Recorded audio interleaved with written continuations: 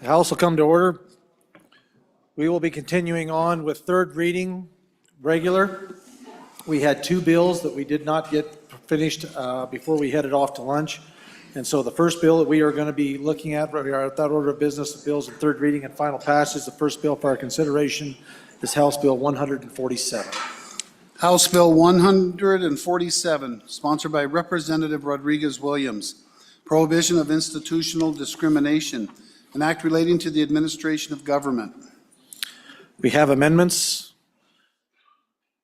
Representative Provenza, please. Thank you, Mr. Speaker. I move third reading amendment number 1 to House Bill 147 and ask for your favorable consideration. Please do. Members, what this amendment does is creates an exemption for our law enforcement from this bill. Some of the concern that in talking with law enforcement has been that they have a lot of training that asks them to have conversations about cultural differences, maybe differences based on sex, and different parts of the reasoning process. So law enforcement gets all sorts of various types of training, in part to help keep them from having to face federal civil rights litigation if they were to violate that. So one of the concerns is when an agency, maybe it's Department of our department that oversees corrections, or maybe it's our local county jail. Some of the concern is that if there isn't training, then that is a mechanism that they use to defend themselves in trial. So someone sues them, claims that their rights were violated, and they say, well, I received some training that made sure that I followed these correct procedures. So it's really a amendment that is supporting our law enforcement across the state, because they do have specific training that helps, one, protect them so that they aren't harming, they're not potentially doing something that's culturally problematic that might escalate a situation, and it also helps them in defending themselves in litigation. So I ask for your favorable consideration. Thank you, Representative. Any discussion? Representative Washut, first time. Thank you, Mr. Speaker. I'm on and for the amendment. It is very important for law enforcement officers to have an appreciation for the cultural differences of the people that they're interacting with. And so, you know, when we look at these types of trainings in the law enforcement environment, it is a little different than it is perhaps at an academic institution. And I think the bringer of the amendment spoke pretty well about the need and how it can actually serve as a defense when you're sued under the Civil Rights Act, to be able to articulate that you've had this training, you have this appreciation for the various cultural issues that might arise. So I think it's a simple amendment and has my support. Thank you, Representative Washut. Representative Rodriguez-Williams, for your first time. Thank you, Mr. Speaker. On and opposed to the amendment, the intent of the bill really sits in the definitions on page 2 of the bill when we talk about diversity, equity, and inclusion. And this gets to the heart of the bill.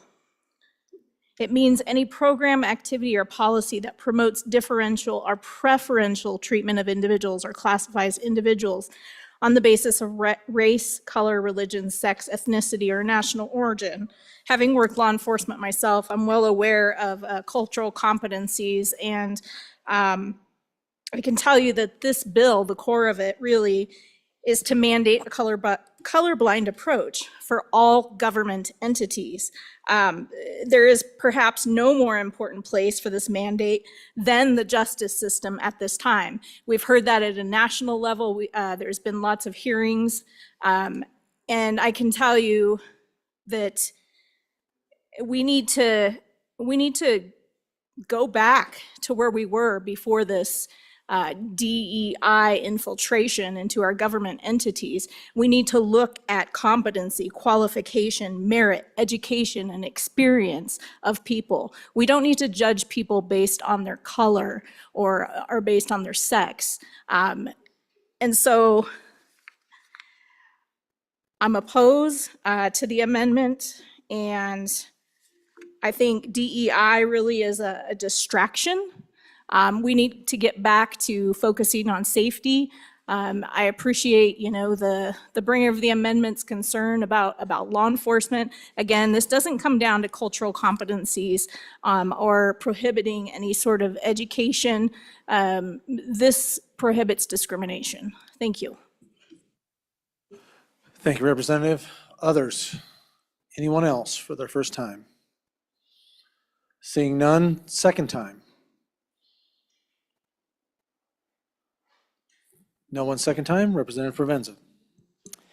Thank you, Mr. Speaker. I think it's pretty clear that law enforcement isn't trying to DEI or wokeify law enforcement. They're trying to make sure that they are not barred from being able to do their jobs. And again, in this training, part of that is how are we protecting law enforcement from potentially getting into situations that place them at a greater danger. This is about being able to allow them to have differential training and differential treatment based on culture, based on who they are working with. Law enforcement goes into a just ton of different scenarios every single day. And I don't think it's fair to tie their hands and say that you have to give the exact same treatment and we can't give you any training on how to handle people differently. People do all sorts of wild things that puts law enforcement in danger. All I'm asking for is to make sure that we have an exemption for law enforcement so they can protect themselves, so they don't increase danger to themselves, and so that they can fight back in litigation when they have done the correct thing. An aye for this amendment is a vote to support law enforcement and allow them to do the job that they need to do and be trained the way that they need to be trained. Thank you. Chair will entertain the question. Question being called. This is a vote on House Bill 147, third reading amendment number 1. All those in favor signify by saying aye. Aye. All those opposed, no. No. Amendment has failed. That being said, we are at House Bill 147, having been read 3 separate times. The question is, shall the bill pass? Chief Clerk will call the roll. Allemand? Andrew? Angelos? Banks? Bear? Brady? Bratton? Brown, Gary? Brown, Landon? Byron? Campbell, Elisa? Campbell, Elisa? Campbell, Kevin? Chestick? Clouston? Connolly? Connolly? Davis? Eklund? Erickson? Filer? Geringer? Guggenmoss? Haroldson? Harshman? Heiner? Heft? Jarvis? Johnson? Kelly? Knapp? Larson Lloyd? Larson JT? Lawley? Lean? Locke? Lucas? McCann? Nicholas? Ottman? Pendergraft? Posey, excused. Provenza? Riggins, excused. Rodriguez Williams? Schmid? Sherwood? Singh? Smith? Storer? Strzok? Stivar? Tarver? Thayer? Washut? Wasserberger? Webb? Weber, excused. Worf? Williams? Winter? Winter? Wiley? Yin? Speaker Nyman? Are there any changes? Eklund? No. To aye. Further changes? Closing vote. Vote closed. 51 aye, 8 no, 3 excused.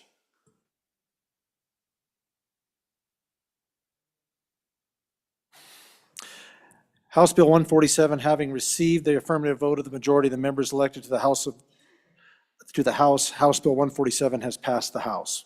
The next bill for our consideration is House Bill 156. House Bill 156, sponsored by Representative Bear. Proof of voter residency, registration qualifications, an act relating to elections. We have amendments. Representative Yin. Mr. Speaker, thank you. I move third reading amendment number 1 to House Bill 156 and ask for your favorable consideration. So members, I think if you recall back to a couple days ago during Committee of the Whole, I talked about how we need as a legislature to exercise our prerogative to explicitly put a list in the statute in the bill that we're passing today. So if you think about the public, do you think the public knows where to find agency rules? It took me a while to find agency rules the first time around. So if we leave this to an agency, it will be both tough for the public and frankly, an abrogation of our authority to delegate that completely to the executive branch. So I did hear from members saying that they still want that good elected who has agency over our elections to have some authority to be nimble, right? So I put part of that, I took that to heart and put part of that in the amendment in the big triple I. So if you look at the amendment, we talk about 3 proofs of residence. So 1, anything that's proof of identity, that if that proof of identity also has a PO box or residential address, that can count. 2, the 2 pieces of mail. So 2 pieces of mail is something that YDOT uses when they try to prove residency for a driver's license. So I figured 2 is probably a reasonable amount compared to 1. And so that it would have to be received mail, right? It can't be something that's not stamped by the post service yet. And then 3 is that leeway for the good elected to be nimble within his office, just in case there are situations we didn't think about and it needs to be corrected before elections come around. So with that, I ask for your favorable consideration. Thank you, members.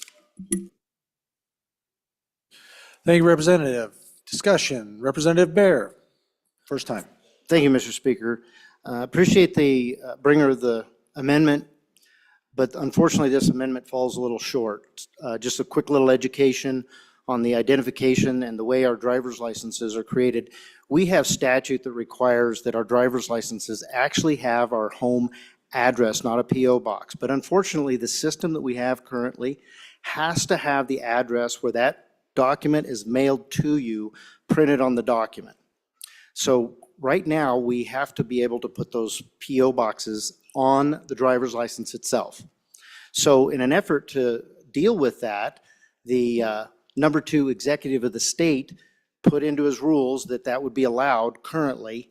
But the problem is that once that system gets converted into the new system, that will be resolved, and you will no longer need to have PO boxes in communities like the good bringer of the amendment has, where most everybody has a PO box, or in some other of our communities where only a few people have them. At least those people with PO boxes, they will be able to vote, or register to vote, according to this bill, based on the rulemaking. And then when that goes away, the executive can change that immediately. That's the nimbleness that we're talking about here.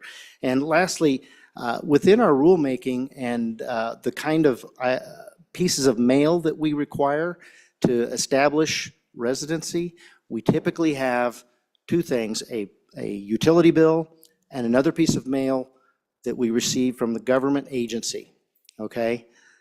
We don't have that specificity in this particular amendment. So it just really falls short and weakens the bill. So I would urge your no vote on the amendment. Thank you. Thank you, Representative. Any other discussion for their first time?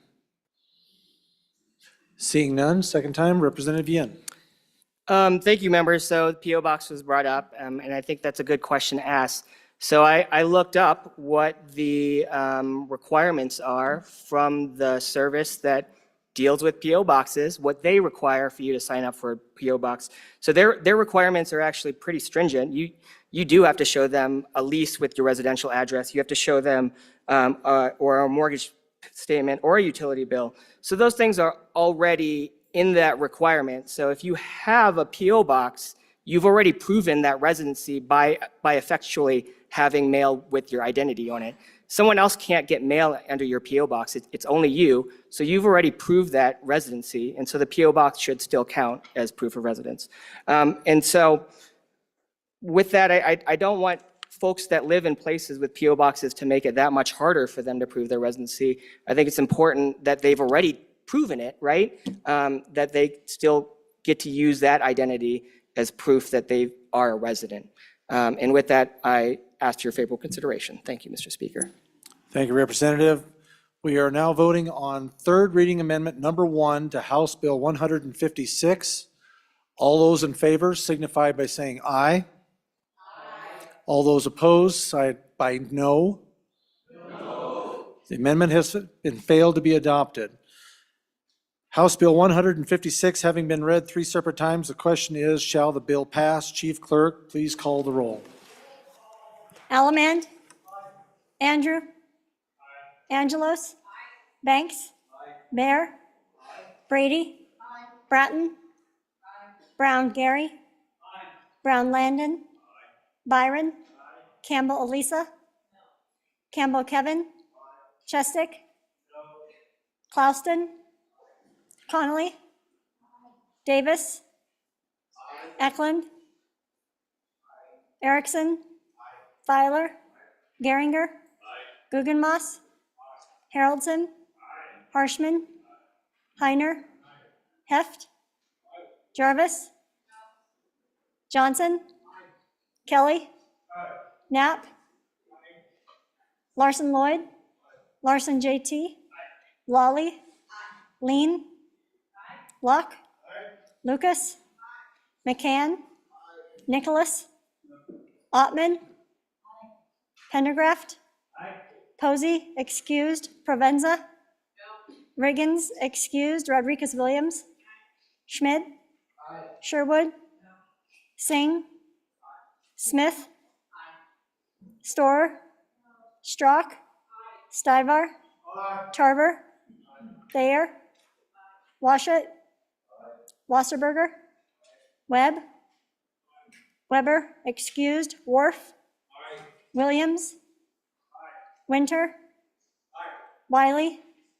Yin? Speaker Nyman? Are there any changes? Strock?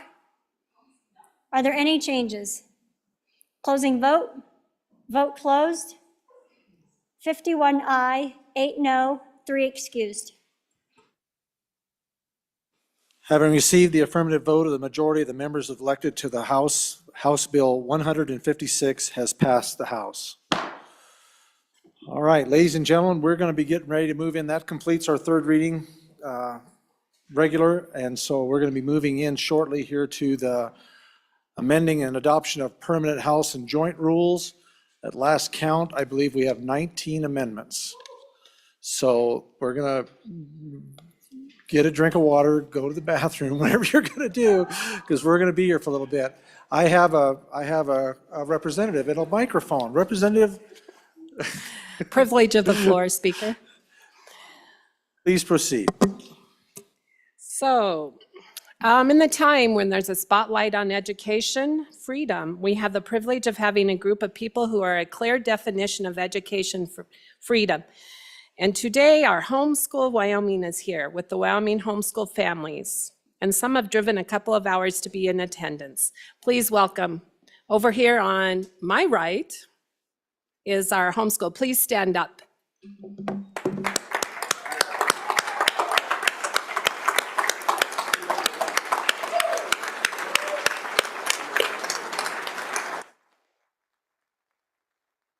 Well, honestly, it looks like they're all around us, guys, so all around.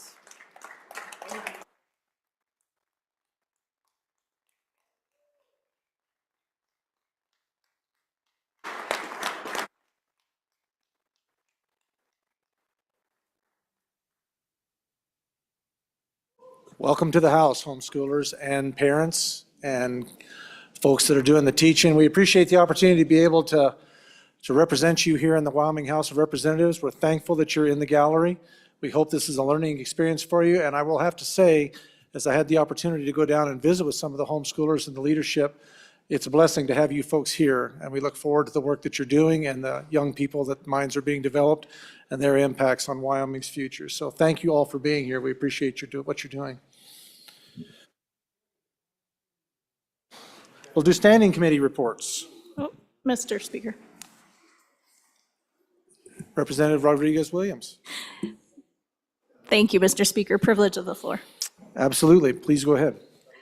Mr. Speaker, I'd like to draw the body's attention to the upcoming national championship football game and shine the light on Cody, Wyoming's very own Luke Talich that'll be representing the Cowboy State in the national championship game. He is a sophomore safety on the Notre Dame Fighting Irish, has had a very productive season so far, recorded 13 solo tackles and 6 more assists. His biggest individual moment, which you might have saw on TV this season, was a 79-yard interception return for a touchdown against Florida State. If we can give a round of applause for Cody's very own Luke Talich.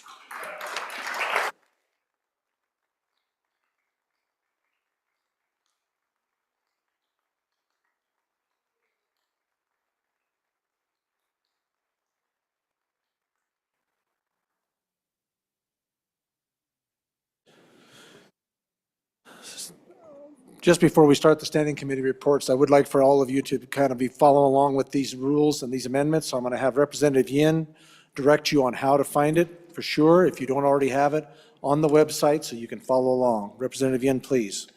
Mr. Speaker, thank you. So members, if you scroll to the bottom of anywhere on the webpage, so you see that box on the bottom right-ish that says legislation. At the very bottom, the last one under that heading is session information. You click on session information, it'll bring up a new page where one of the tabs is legislative rules. And so all of the amendments are under the legislative rules tabs. If anyone has any hard time finding it, don't reach out to your neighbor.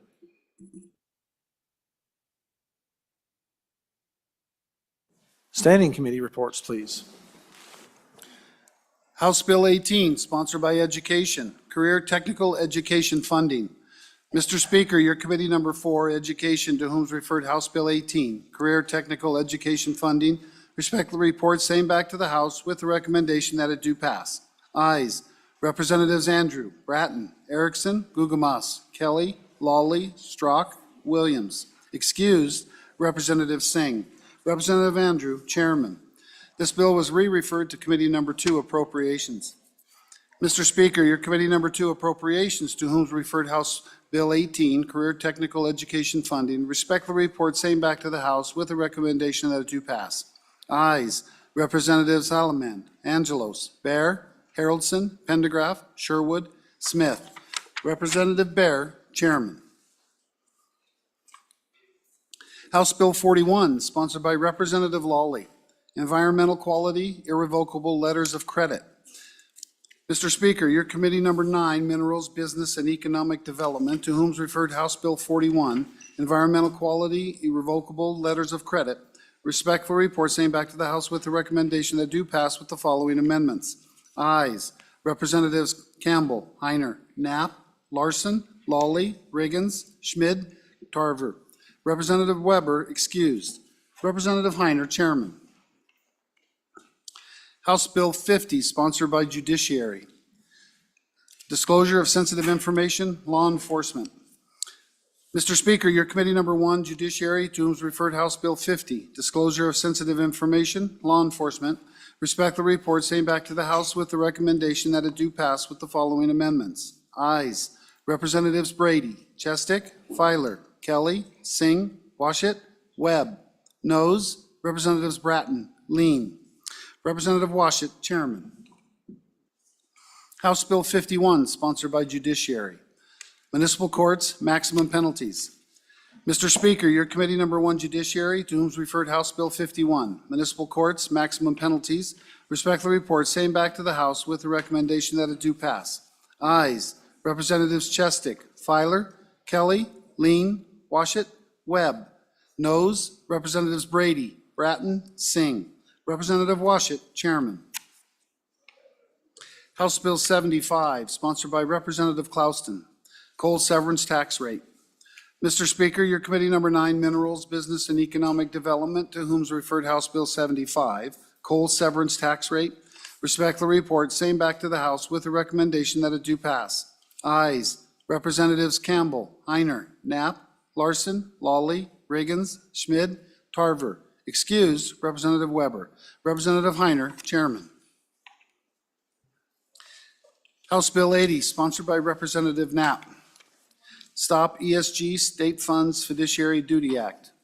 Mr. Speaker, your committee number 9, Minerals, Business and Economic Development, to whom is referred House Bill 80, Stop ESG State Funds Fiduciary Duty Act, respectfully report same back to the House with the recommendation that do pass with the following amendments.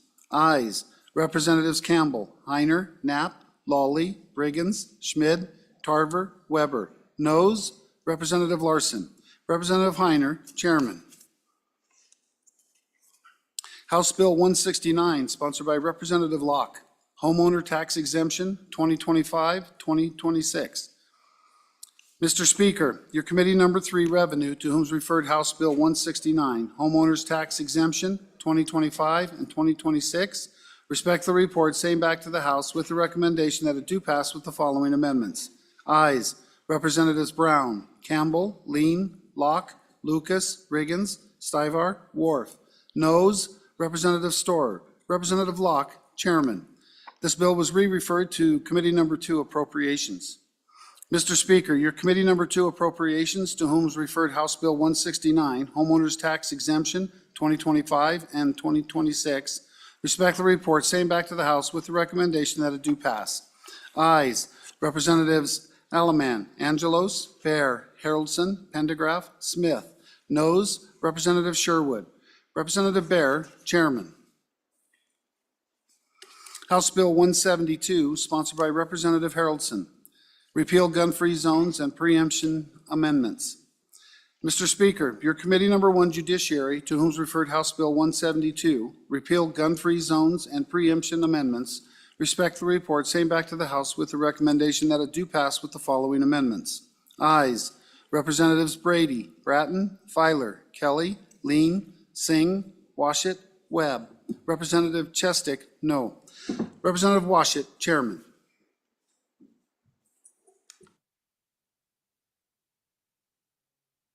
Thank you very much. Okay, we're going to get ready and go into the amend and adoption of the rules.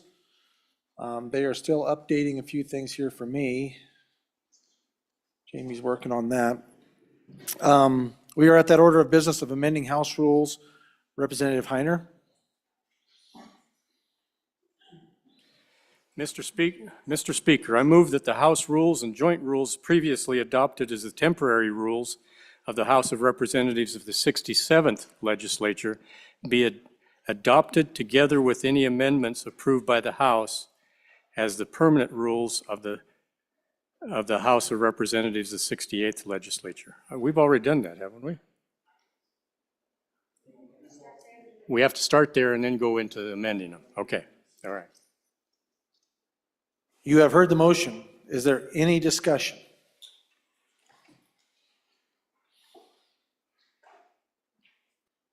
So now is it any amendments? So, Representative Bear. Thank you, Mr. Speaker. I bring to you amendment number 1 to House rules. I move, thank you for that suggestion. I move House Rule Amendment number 1 to House rules. And I bring it to your hoping for your favorable consideration. Folks, this is a long amendment, but most of the amendment is actually just conforming language. So I'll get into the meat of the matter here on the page 1.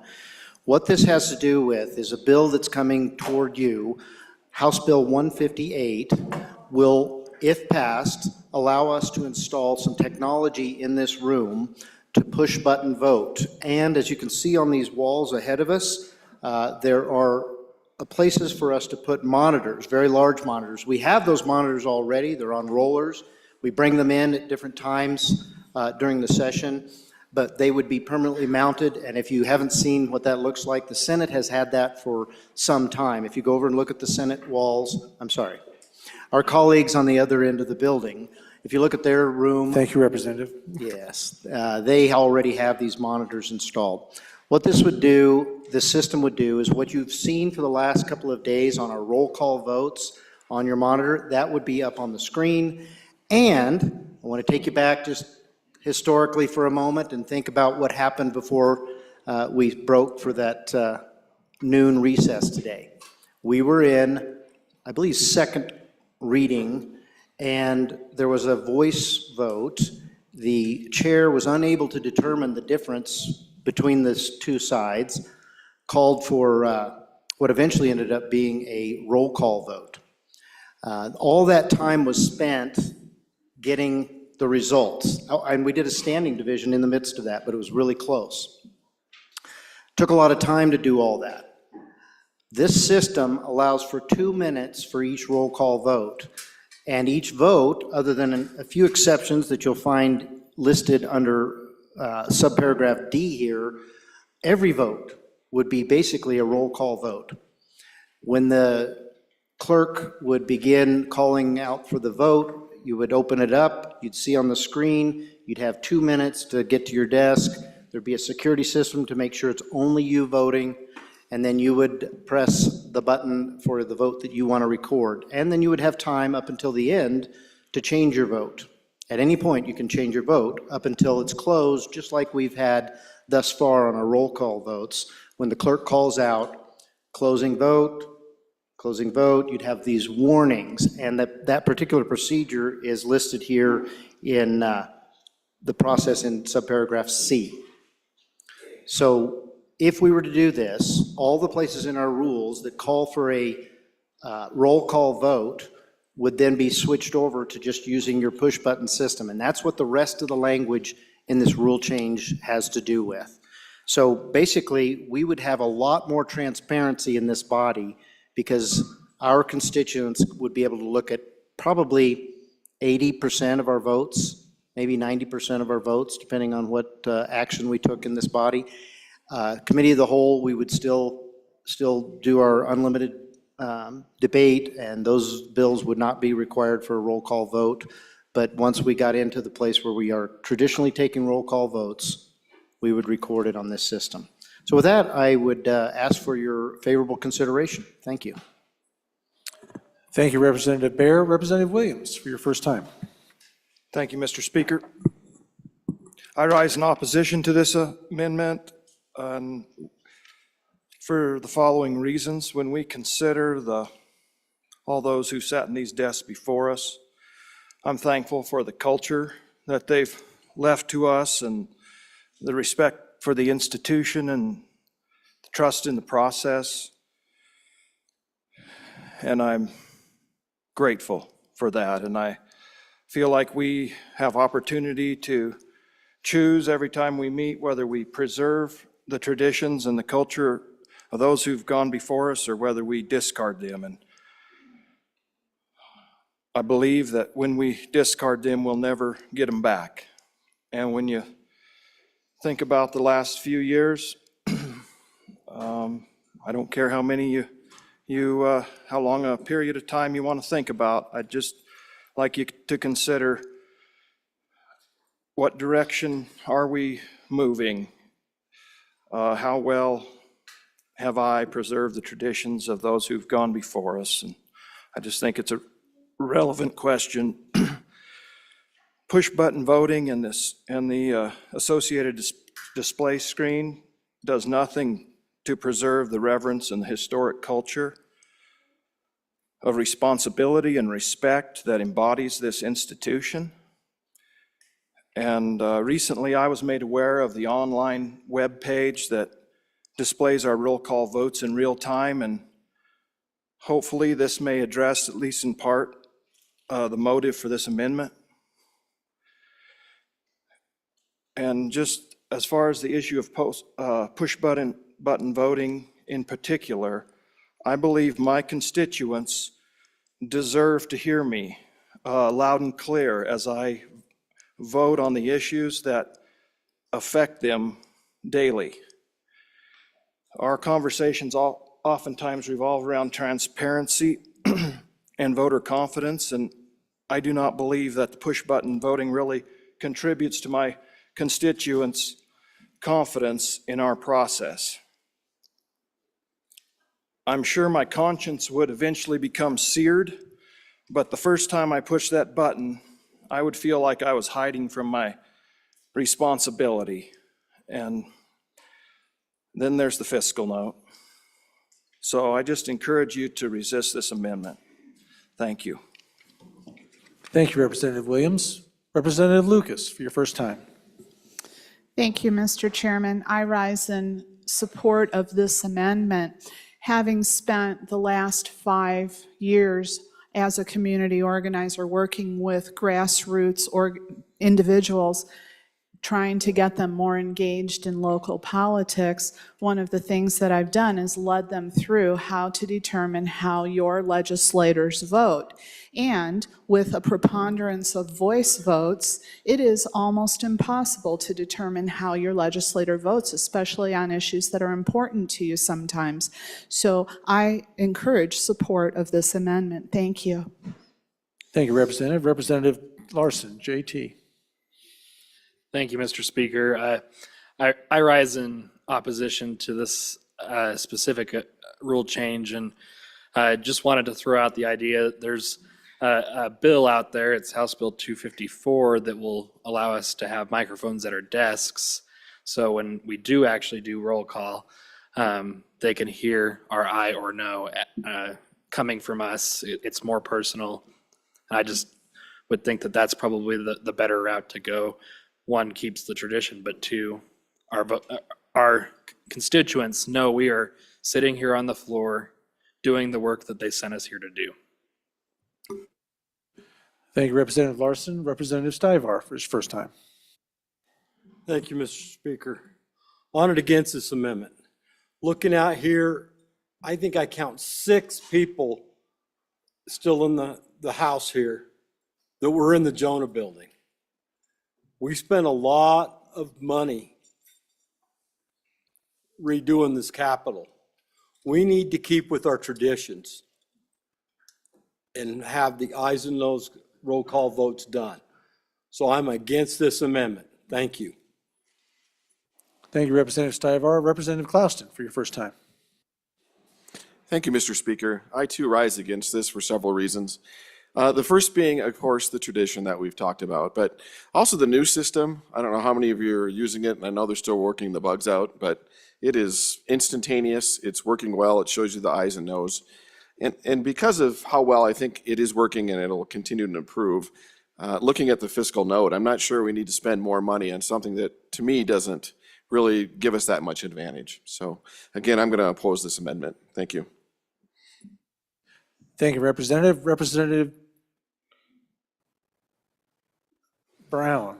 I don't know why I struggle between Johnson and Brown. Representative Brown. Thank you, Mr. Speaker. You're killing. I raise in support of this amendment. As I was out campaigning in my district, many of my constituents asked me why they couldn't know more about what was going on in the legislature. They want to see our votes. They want to see what we're doing. And I think this is transparency. Thank you. Thank you, Representative Brown. Representative Davis for your first time. Thank you, Mr. Speaker. I guess my question is, what are we looking for with these electronic machines? You know, what will they bring? Clarity and transparency? Is that what we're told? Just a few months ago, during our primary and general elections, those voting machines were in constant on the headlines out there, you know. Do we trust those electronic voting machines and everything? And we've even gone as far as putting hand counting some ballots out there. So it seems Seems to me that when I stand up here or stand up over there and I voice my vote, I own that vote, you know? I just believe that's the way it should be here in the House. And as far as the physical note, I agree with the last speaker. There ought to be a better place for us to put them dollars. Thank you. Thank you, Representative Davis. Representative Jarvis for her first time. Thank you, Speaker. I am on and against this amendment, and primarily because in the world of technology, we have several different options. They can set up something on our computers where we can easily do this if it's a direction that we want to go. We have something that's available on YouTube right now. Why would we spend the taxpayers' money for a push button method when there are so many options out there that are free? Thank you, Representative Jarvis. Representative Wiley for his first time. Thank you, Mr. Speaker. You know, we're listening to this debate across the floor with our fellow legislators, and we're listening to the options we have available at the same time. I've been watching the new system, and it's great. I mean, instantaneous, red, green, blue. You can tell how everybody's voting. But I want to go back a few months. You know, we all did put some shoe leather into these elections, and we all put a lot of work into them. And the power that we have, you know, of a single vote for a single voice and 10,000 plus or minus folks at home that sent us here being able to recognize that. And that was the voice that came to them at that door and asked them for the support. And then now we're moving on and we're saying, oh, we're just going to push a button. Okay, that's fine. But, you know, what if I go to the restroom and desk mate says, oh, okay, Wiley said this, push a button. I just think that there's something to that power, you know, and the privilege that we have to sit on this floor in that stained glass ceiling of one voice, one vote to our 10,000 or so constituents. I'm in opposition to this amendment, and I think it's the wrong direction to go. Thank you, Representative. Representative Byron. Thank you, Mr. Speaker. I stand on and against this amendment. Folks, I think if you refer to your emails on the 16th of January, we got a very clear email from our staff that teaches you exactly how to do this without installing screens. Matter of fact, my constituents back at home who I forwarded those links to have watched every one of our votes if they so choose. Instantaneous, without spending the money. The other concern is we clutter our desks. We add this little device to our desk. Is it secure? Do we know that it's safe from outside influence? I mean, as we have this debate on voter security and election security and outside influence and technology, do we know yet that it won't be hacked into and my vote won't be changed? On and against. Thank you, Representative. Representative Lean for her first time. Thank you, Mr. Speaker. I just want to say that maybe there's an opportunity here that we could advance our tradition, that while we have respect for our colleagues that have come before us, we do change over time, and maybe this is a point of evolution that we need to be able to give full transparency for every vote that we have. Just as we badge in and out of the building, we could badge in and out of every vote. That's one way to be secure. Thank you. Thank you, Representative. Representative Harshman? No. You don't have to go. I can call on someone else. Representative Harshman, go right ahead. Thank you, Mr. Speaker. In our Rules Committee meeting last week, I'd asked the question, you know, what problem are we trying to solve? And it was pointed out we want more roll call votes. Okay, that's part of this amendment. And the other part was transparency. And so we have an electronic voting system. We've invested in it heavily over the years, and so as soon as you vote, it's instantly online. The whole world can see it. It's pretty unique, really, right? So the transparency part is there. If you want more roll call votes on procedural matters and on committee of the whole and on amendments, that's fine. But there's 2 minutes on this bill. Time the good chief when she does a roll call vote. It's about 2 minutes. And so that's fine. So we can spend $250,000 to have maybe a button. You know, look at other states have gone down this road. A large state to the south of us, a few years back, had a big scandal because, hey, I'm going to the bathroom vote aye for me. And their desk mate sitting next to them would reach over and push the vote. Or they'd have a staff member push the vote. You can Google it and find it. So how does that you get into this kind of voter fraud thing? And some members have brought that up. I guess the other thing is that I look at these, Alan Tupper-True, and I think I'd say his name because he painted these beautiful paintings up here depicting us, and then to put some big old televisions here. There's a reason they're not here. We used to have all the members in here. I miss that. We could look at our colleagues, many who had all passed away, on this wall. And because part of this, when you run for the legislature, I get it. Most of you ran against the legislature. And I know part of this politics we're in now it's always been part of us, but it's to attack our institutions, to attack this. We're not transparent, we're not whatever. But I'm all for it. We want to roll call every vote, electronic roll call these votes. Let's do it. It'll slow us down. We're not going to pass as many bills. Not going to get as much of the people's work done, but that's fine if that's what we consider transparent, not just third or when the vote's called. But there's something to be said when you're sitting in your seat. Instead of hiding behind a button, you got to say aye or no, Mr. Speaker. We're in the fishbowl of democracy here. I think our people want to hear us. We have a great system. We want to vote more, let's vote more. But let's don't throw it all away to push an aye or no on our desk. Thank you, Mr. Speaker. Please vote no on this rule change. Thank you, Representative. Representative Washut, Chairman Washut, first time. Thank you, Mr. Speaker. I concur with the last speaker comments, the last member's comments. When we were here during COVID, we had televisions up here so we could have people zooming in when they were homesick, and it changed the character of this room. You felt a difference in here when you had that modern high-tech thing. And I remember getting a video sent to me by one of my constituents who stood up there and took a video of me voting down here. And that video showed his legislator voicing a vote on behalf of the people of Wyoming. And it was meaningful to him to watch me vote out loud, ayes and noes. And, I can't imagine somebody going to send me a video saying, hey, Art, I watched you push a button. We really, really don't need this, folks. There are ways that we can improve our transparency at less cost. And there are ways that we can do this while preserving the institution that we so proudly serve in. Please vote no. Thank you, Representative. Representative Kelly, for his first time. Thank you, Mr. Speaker. I rise in support of the amendment. I understand the love of tradition, and I respect that when I see that in here.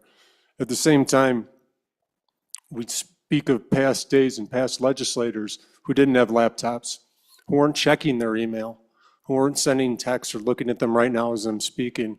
So technology changes, and we change with the times with that. Now, speaking for my constituents, they wanted this transparency.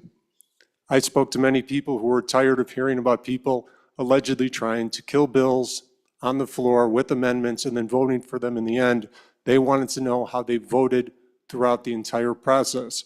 So constituents from my home district want to know what we're doing each time. And while I appreciate the fact, as somebody myself who has a voice that can boom when I really want it to, I would rather give up my loud voice in here and push that button if that's what my constituents want. Thank you. Thank you, Representative. Representative Connolly, and then Representative Lawley. Mr. Chairman, thank you. I've been known in the past to push quite a few buttons. But this isn't one button that I want to push. And I think we already have the technology to do the very thing. I'm all about the transparency, and I agree, if we need to have more roll call vote, then I'm good with that, but I'm going to be not in favor of this amendment. Thank you, Representative. Representative Lawley, first time. There you go. Thank you, Mr. Speaker. It seems like that I keep hearing the same problems surface that don't need all this technology to solve. We have the new system where people can look. I think we should have the discussion about more voice votes. I think that's a great thing. We don't have to spend all this money to have more voice votes. I'm perplexed at why we would spend so much money on ourselves. We are talking about our constituents, but they can already see our votes. And if we vote to have more voice votes, they will see those as well. So that problem is solved economically. That's what we like to do here as conservatives, is not overspend money. But this just seems like for us to have a fancy little button to push. And I think the cost of it is quite frankly outrageous. There's a lot of other things we can do with our money. But I'm okay with having more voice votes. I really am. I think that might help people put to rest. I think helps us explain to our constituents what we did and why. So that's not a problem. But this has rolled up a lot of things into here that really don't all have to be together in order to accomplish the goals that people have mentioned here. So I am on and against this. Thank you, Representative. For first time, Representative Campbell. Thank you, Mr. Chair, Mr. Speaker, I forgot where I was. Mr. Speaker, agree with much of what has been said from our colleagues this afternoon and the importance of our voice in these matters. Happy to take more roll call votes. One of the things I absolutely love about Wyoming is the accessibility we have to our representatives. And you want to talk about transparency? I voted twice yesterday and immediately got a phone call, a text, an email saying, why did you vote that way? I love that. Because we live in a state where our constituents have access to us all the time. So transparency, I don't think is an issue. If we lived in a state like one of the much, much larger states where they don't have that personal access, I can see where this would be beneficial, being able to track what your representative voted on. All of us, our constituents, have access to us. And I think that tools we are using right now help with that. And if we want to do more roll calls, that's okay with me. I don't think transparency is the issue.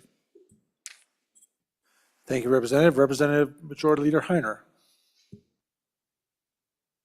That was me. Thank you, Mr. Speaker. Members of the body, I too respect the traditions of this House, of this chamber. I respect all the beautiful stained glass windows and everything. But I want to possibly say that the traditions of this House started before this building was ever built. It started when citizens of the state of Wyoming asked individuals within their communities to come here to Cheyenne to represent them. That's the tradition that we should uphold, citizen representation of the people. Now, those of you that have been here before, you probably know the Rule 12-4 by heart.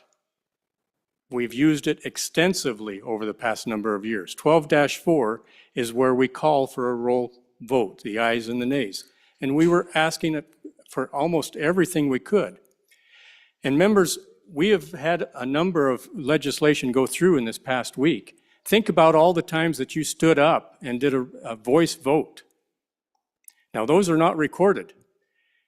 We talk about transparency and being able to go back to our people and say, hey, we're as transparent as can be. I support transparency, but how do they know how you voted on those amendments? It's very, very difficult for them to know. They're asking for transparency. They want to know how their representatives vote. And by a voice vote, they don't know.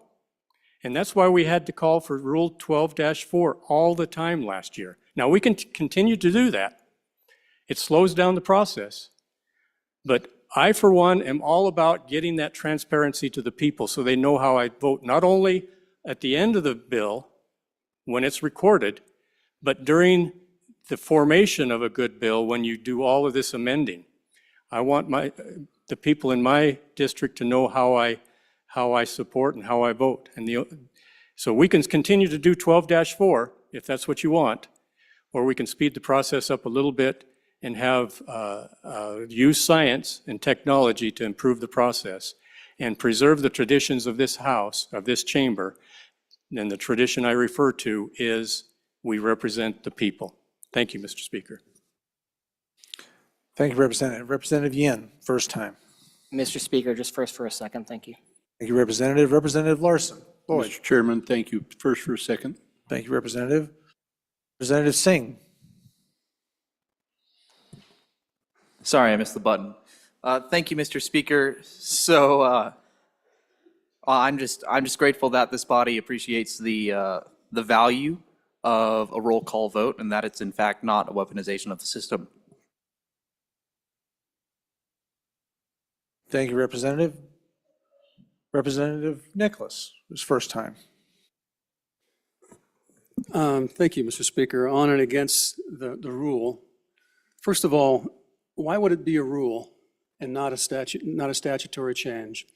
And why would we do it in the first week and a half of session when 26 of you roughly have only been here for a week and a half? And so you don't know the value of the traditions and you haven't lived and fight the fight to know what you're even voting for, really. I can tell you after 14 plus years, it's just amazing to me that we would even consider this because it's such an ingrained part of this body. And it really means a lot to be able to get up and speak and stand up. And by the way, we all need to stand up about every 5 minutes or otherwise our legs all go numb. So it's just a good thing to do.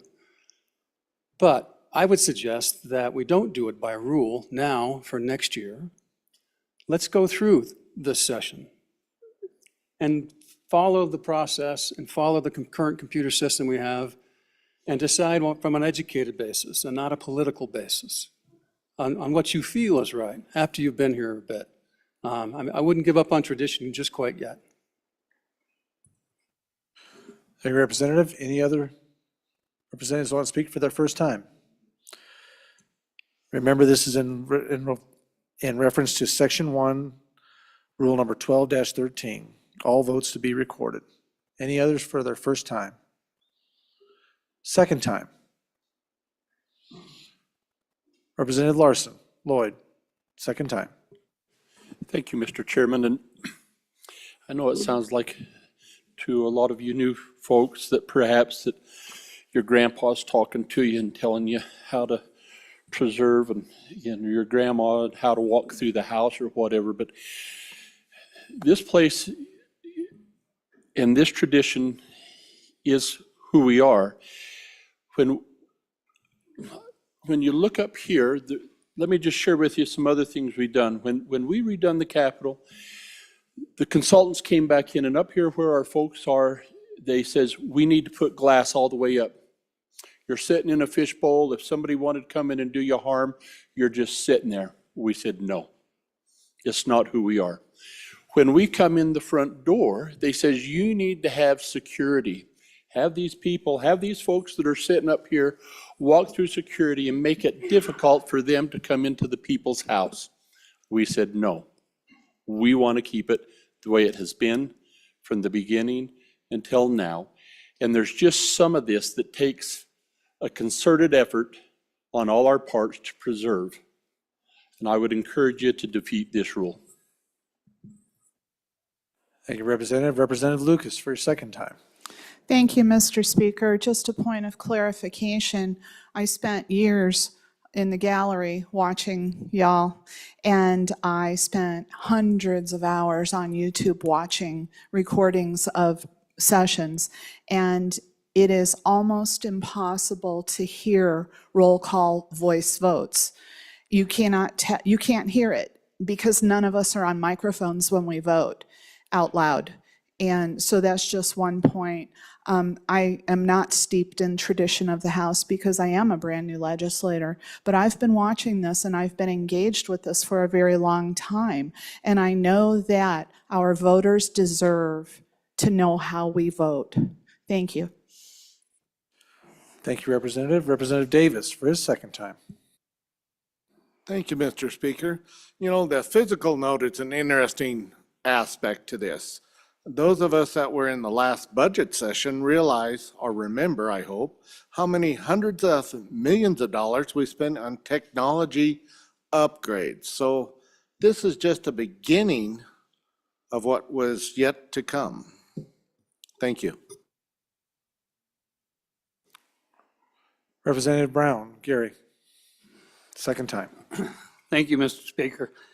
As I look around this house, I see computers everywhere. Technology is changing, it's continuing to change, it will continue to change. And I think this is just an opportunity to embrace the technology that we're seeing. Thank you. Thank you, Representative. Representative J.T. Larson, second time. Thank you, Mr. Speaker.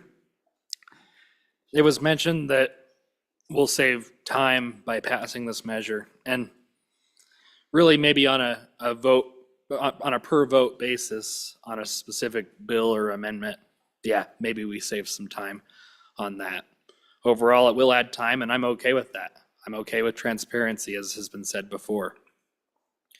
But I don't think that the buttons truly add any value to what we do. I think the voice is the best option to move forward. And it's also been challenged that we can't, or our constituents can't hear us. I agree, they can't hear us on all of our votes. So let's make it where we can have all of our votes be roll call votes, and let's put some microphones on our desks so we have to speak into them when we take those votes. Thank you. Thank you, Representative. Representative Yin. Mr. Speaker, thank you. So members, I want you really just to consider what you get for spending this money. Right now, we have a system, a new system that we didn't have last year, that allows you to see in real time what everyone's vote is. So you don't have to hear anymore. All you have to do is see on the screen. You can see in real time what everyone's vote is as a voice vote happens. I've heard some arguments saying that we would gain time. We won't gain time because it's set to exactly 2 minutes in the rule change for every single voice vote. And because and so 2 minutes is basically the average time for a roll call vote around the House. If we add more votes, which the rules contemplate, we actually take up more time. So as the good former speaker said, we will be taking up more time because we will be having more votes, and it will still take exactly the same amount of time as it takes for a roll call vote right now. So we're not getting time, we're not getting transparency. We will get election security concerns because, again, it's a new system that is electronic that, frankly, unless I literally ask LSO how we're going to do it, right now they don't know. They don't know how we're going to do it. The implementation details aren't in the bill. The implementation details aren't in the rule. So for us to figure out how we keep this secure, I think is a real open question that we don't actually know before we adopt the bill. So we're spending money to get security issues that we're uncertain about, to get no time savings, actually spend more time, to get transparency that we already have right now. So then why would we spend the money? Why would we implement the rule? I don't think it makes any sense to me. We have the transparency. We push for it over and over again. And there were people that were pushing for push button, but we solved it over the interim. We figured out a system. LSO has it because the LSO heard it from us as well, that we were constantly asking for it. So they were thinking of how is there a way that we can get the transparency without any cost? And that's what we've achieved. We have the transparency without any cost. If you want the extra voice votes, the extra votes across the board, you can do that. I mean, there's even a rule proposed now to do it. You don't need the push button system to have that increased number of votes. I don't see what we're gaining. So if any member, and the member who is the sponsor of the rule can explain to me as well, what do we actually gain if I went through all the benefits that I heard and none of them made sense to me? What do we gain from this system and this rule change? Thank you, Mr. Speaker. Thank you, Representative. Any other members for their second time? I have quite an exhaustive list of your names up here. We have been working on this particular amendment for 37 minutes. So, seeing none, I will take it back to the bringer of the amendment. Representative Bear, please bring us home. Thank you, Mr. Speaker, and thank you all for the debate. And I'm going to categorize the opposition into kind of 4 areas. First of all, tradition. It's been stated pretty clearly on both sides. We've had tradition, but this is not what this place was 130 years ago. What we do is not the same. It used to be you had to handwrite your bills out, and there wasn't an LSO until just a few decades ago. So things do change.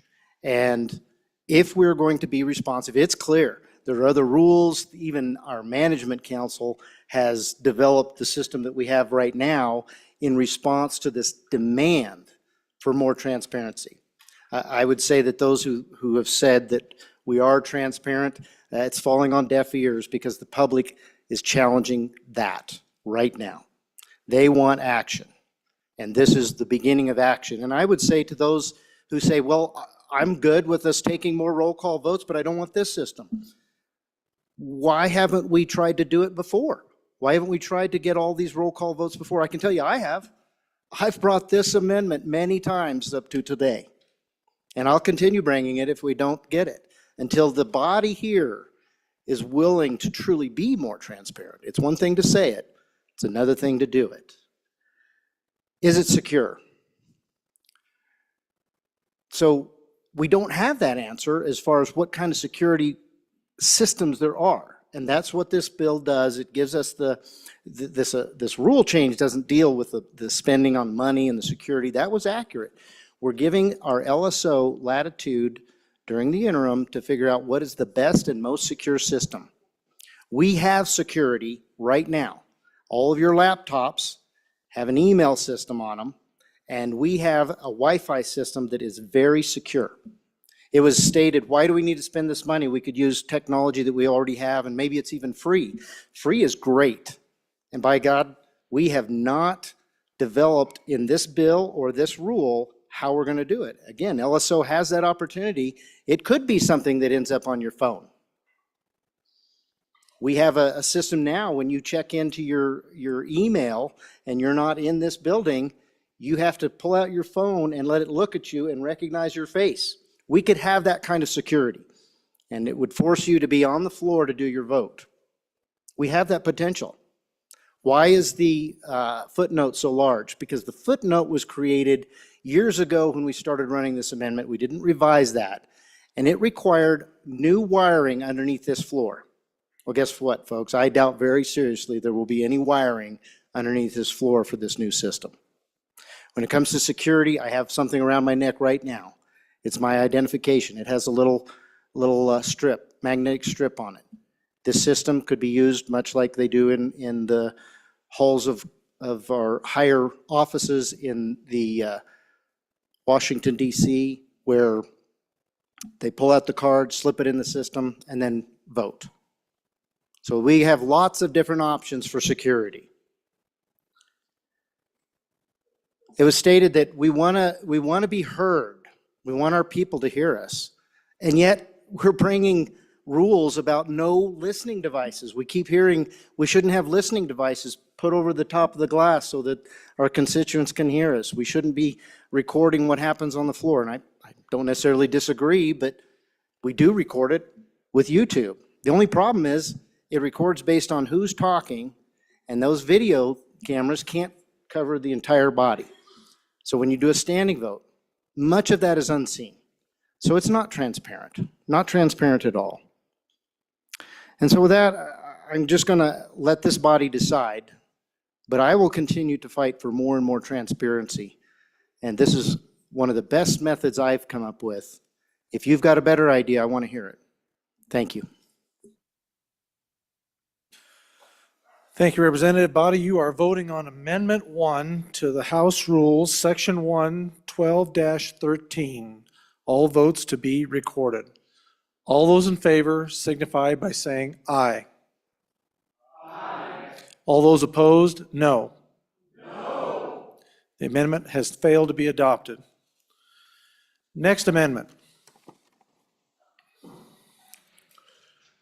Majority Floor Leader. Mr. Speaker, thank you. I bring you House HR House Rules Number 2 Amendment and ask for your favorable consideration. What this does is it's just a cleanup. I'd like to move HR 2 and ask for your favorable consideration. What this does is it's a cleanup bill from the 67th. We just copied those rules into the 68th, and there's some very specific language in a couple of those rules, 4-7. What it does is it gives the speaker authority to assign, and it takes a 2/3 motion from this body to overrule the speaker. And then on 6-2, it gives the majority floor leader the authority to assign cow bills, and it takes 2/3 of this body to overrule the majority floor leader. And then 16-1 pertains to remote participation that we put in place during COVID in 2022 session. So if we get rid of these rules, it'll only take a simple majority to overrule the speaker, simple majority to overrule the majority floor leader. So I urge an aye vote on that. You have heard the motion of the majority floor leader. Is there any discussion? Question being called. All those in favor of H House Rule 002, please say aye. All those opposed, no. Amendment has been adopted. Moving on. Majority Leader. Thank you, Mr. Speaker. I bring you HR 3 and I move HR 3 and ask for your favorable consideration. What this does is makes it so that if we have a bill that's heavily amended in committee of the whole or second reading, it gets sometimes very difficult to follow all the amendments. So what this does is it makes it so that we can ask the LSO to actually draft an unofficial version for us so that we can follow all the amendments more clearly. Again, it's an unofficial version, but it makes it so that we can distribute it around to everyone and so that they can follow, so we can follow what all the amendments do before we get to third reading. And I ask for your favorable consideration. Thank you, Majority Leader. Representative Lloyd, for his first time. Thank you, Mr. Speaker, and I see some validity to this, particularly when we sometimes get substitute bills creeping in. But if the bringer of that rule could help me understand what heavily amended, I mean, do we define, is there a place there, is that subjective to what that is? Just some clarification on when we determine that we allow that would be helpful. Thank you. Representative Yin, first time.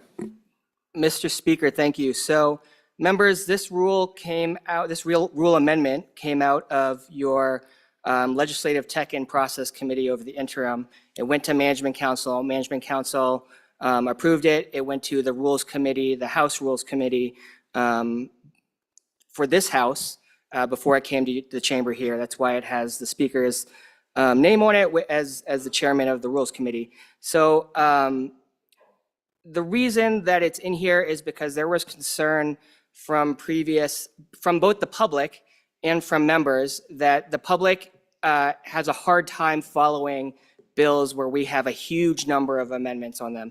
So I'm thinking of like very comprehensive bills other than the budget bill that just get stacks and stacks of amendments, and especially when it jumps over to the to third reading and we've got two readings worth of amendments flopped on it. How do we both follow it in person, and we get used to following it in person, but then how does the public follow it? And so this is just a motion that anyone could do even without the rule change, but it makes it explicit to members if they have constituents that have concerns on what the bill looks like now, so they can be able to share those concerns, then they can ask for a member to make this motion to get staff to have what's generally called an enrolled bill, where they unofficially create a bill that they can both put on the website for us and for the public. That's all it is. It's a motion that anyone could make even without the rule change, but putting it in rules allows us and the public to know that it's a possibility to basically increase transparency for the public. Thank you, Mr. Speaker. Thank you, Representative. Representative Brown. Landon, first. Thank you, Mr. Speaker.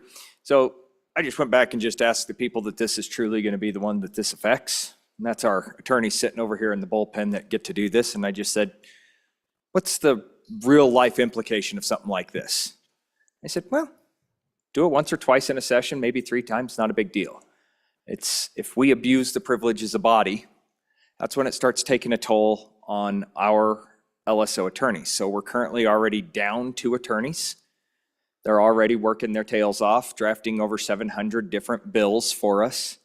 And if we utilize this and we abuse this, it's not necessarily what I would consider a privilege, but if we were to put this into rule, I've only seen it, I can think of in my 8 years, probably 4 times. I can think of House Bill 236 in 2017, which literally I think was changed probably 24 times by the time it got to 3rd reading, and I think it would have been beneficial for everybody to be able to see that. So this is an appropriate item for pretty much anybody to be able to talk to leadership about. If you had this concern and you wanted to bring a bill forward, you could certainly talk to leadership and have this drafted and work with the LSO attorneys. Putting this into the rules doesn't really change that.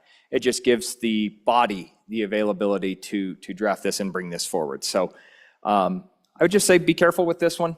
I just have a little bit of concern for the people that work their tails off and are here for 12 to 14 hours a day working on our bills and budget amendments and everything else as they see fit. Adding this one more piece to their plate is a little concerning to me, but again, not something we can't do already. So thanks. Thank you, Representative. Representative Provenza for her first time. Thank you, Mr. Speaker. To the last person's point, the body will have to police itself in making sure that we're not abusing our staff. And the other component of that is that while we have used this in the past for ourselves, the public didn't have access to that.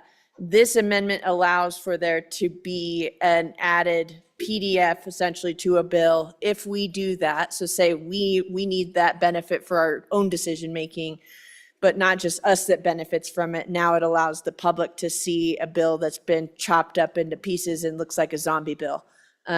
So that's one added addition to this that I think could be useful. Thank you, Mr. Speaker. Thank you, Representative. Representative Nicholas, first time. Thank you, Mr. Speaker. So just a little background. There's other times when a substitute bill occurs. I mean, as the chair of appropriations for 8 years, I'll bet you we've done substitute bills probably almost once or twice a session when it comes to the committee. So it hasn't even hit the floor yet. And it was a substitute bill. So this doesn't really address that. And what I'm afraid of is and that's happened in other committees as well, by passing this rule, that may foreclose that action. You can't really tell by reading the rule. So I don't know if we want to restrict that. I'm not sure that that's a good thing. But when we did do it, there was never a majority vote of the floor of the House. It was the committee that did the substituted bill because we amended it so much. So by the time it hit the floor, it was already changed so much that a substitute bill was needed just to have everyone understand what the bill said or what the new bill said, basically. Then what I don't understand in this version also is that with a substitute bill, typically that substitute bill then takes precedence. It becomes the bill. Under this version of the rules, the old bill, the original bill, is still the official bill. And that doesn't really quite make sense to me because you really have a new bill with a substitute bill because the other amendments have already passed and the old bill's not there. And if you want to change it back to the old bill, you bring an amendment to it. You don't refer to the old bill. So I think that would be a difficult thing for LSO to track on the old versus the new. And so there'll still be an issue that I think will kind of compound the process. So just going back to I'm kind of opposed to the rule because we really don't need it. It happens. What happens now is that there is a bill gets put together that has all the substitutes in it, but it's not the official bill, but it's just circulated for everyone to see. So that's been the process since I've been here for those complicated ones. Thank you. Thank you, Representative. Any others for their first time? House Rules 003, 11-8 is what we're on. Representative Yin, any for their second time? Seeing nobody running to the mics, Representative Yen. Mr. Speaker, so on policing ourselves in the interim committee, we actually discussed whether this should be a rule change that requires 1/2 or 2/3. I think we ended up settling on 1/2 just because, again, you could do this motion without it, and that we didn't want to put 2/3 if there really was good cause. And so maybe if it makes sense where we see too much abuse of the motion, it makes sense for us to move to 2/3. But I think the idea was that we could keep it at 1/2 for now to trust in the body to police itself with the members. And then the discussion about substitute bills, I think we had that discussion in committee, but I cannot recall. I would say that the rule doesn't touch the substitute bill process. That's still kind of an airy process, I guess is how I would describe it. But I do think we've seen bills, and I'm thinking of the Gaming Commission one for people who were here when that happened. It was a big bill to start with. It came out with the substitute bill, and then it came out with like 20 amendments by the time it was on third reading. So I think that there is a usefulness for the motion, but again, we don't need the rule to make the motion, but having the motion makes it clear that it's possible for the body and for the public. Thank you, Representatives. You are voting on House Rule number 11-8, requesting a bill with amendments incorporated. All those in favor signify by saying aye. All those opposed, no.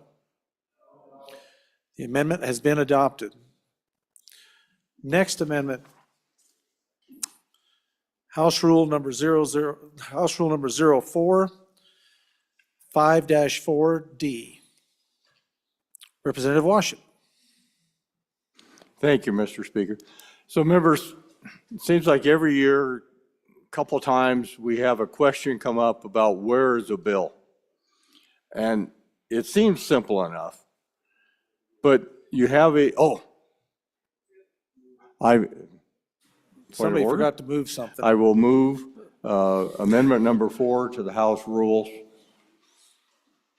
Thank you, Chairman Washington. Please proceed. A couple times every year, we have a situation where a bill maybe dies in committee or doesn't get a passing vote in committee, and the bill is transferred back up here, the bill jacket, the physical copy of the bill. But this body has not taken any action on that bill. So where is that bill? Is it still in the committee's possession, or has it been returned to the body? It can't be out there in no man's land, so we usually end up having a rules committee and a big discussion, and I think I've seen it go both ways. Or one time they said, yeah, it's in possession of the House, and the committee no longer has possession of that bill. And this becomes important if you want to recall consideration of a bill. But really, those bills need to stay in the possession of the committee if there hasn't been action taken on them by that committee. So all this rule change does is clarify that until that bill is read back in up here, actions taken on it by this body, then it remains in the committee, even though the physical paper copy may have walked up the stairs. So ask for your aye vote. Thank you, Representative. Any discussion? First time. Seeing no discussion, I would entertain the question or call. Question being called, you are voting on adoption or rejection of House Rules 04, found in the rules 5-4D. All those in favor signify by saying aye. All those opposed, no. The rule has been adopted. Next rule amendment, House Rule 05, found in 8-7. Representative Washington. Thank you, Mr. Speaker. I move amendment number 5 to the House rules.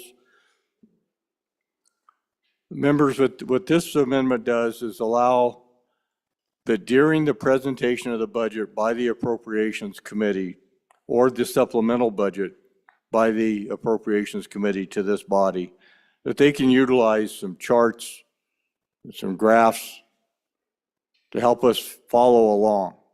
And if you've not sat through one of those, you're in for a treat. Because you can literally have people talking numbers at you for hours.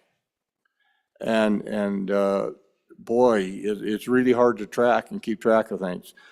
And I have a hard time imagining a Fortune 500 company considering a budget of this magnitude without using, charts and graphs and so forth. And the other aspect of it has to do with some transparency. And that is that we're given a document to help us that often gets referred to during the presentation of the budget. But the folks up there, they don't have that, all right? So it's hard for them to follow along what we're doing down here. There are, for lack of a better term, coffee cans full of money that fill up with money from a certain revenue stream, and they tip and split some of their excess into two different coffee cans below, and at a certain percentage, those cans tip to the right or to the left and dump money into another fund. It gets perplexing. And if the appropriators had the opportunity to refer to some illustrations, I think it'd make it better for all of us. So please vote aye. Thank you, Representative. Any discussion? Representative Nicholas.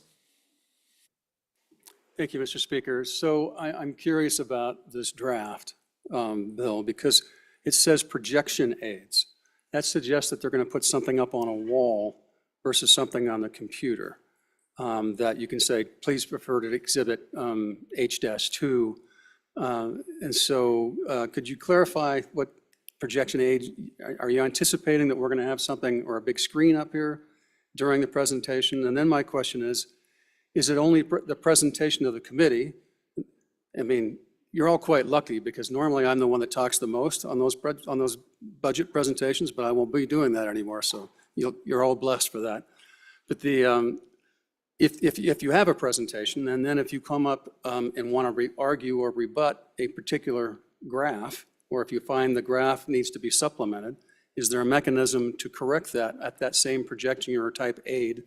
Or, because typically what we do is we just send out a handout and we say, refer to the handout and you can show the handout of what it looks like, but then you can't use it as a prop as you're presenting. So I just wonder if we need to clarify that language or what the bringer had in mind on what this projection aid is, because that envisions having a big TV camera or a big movie screen up on the wall, and I'm not sure that would be exactly what we want.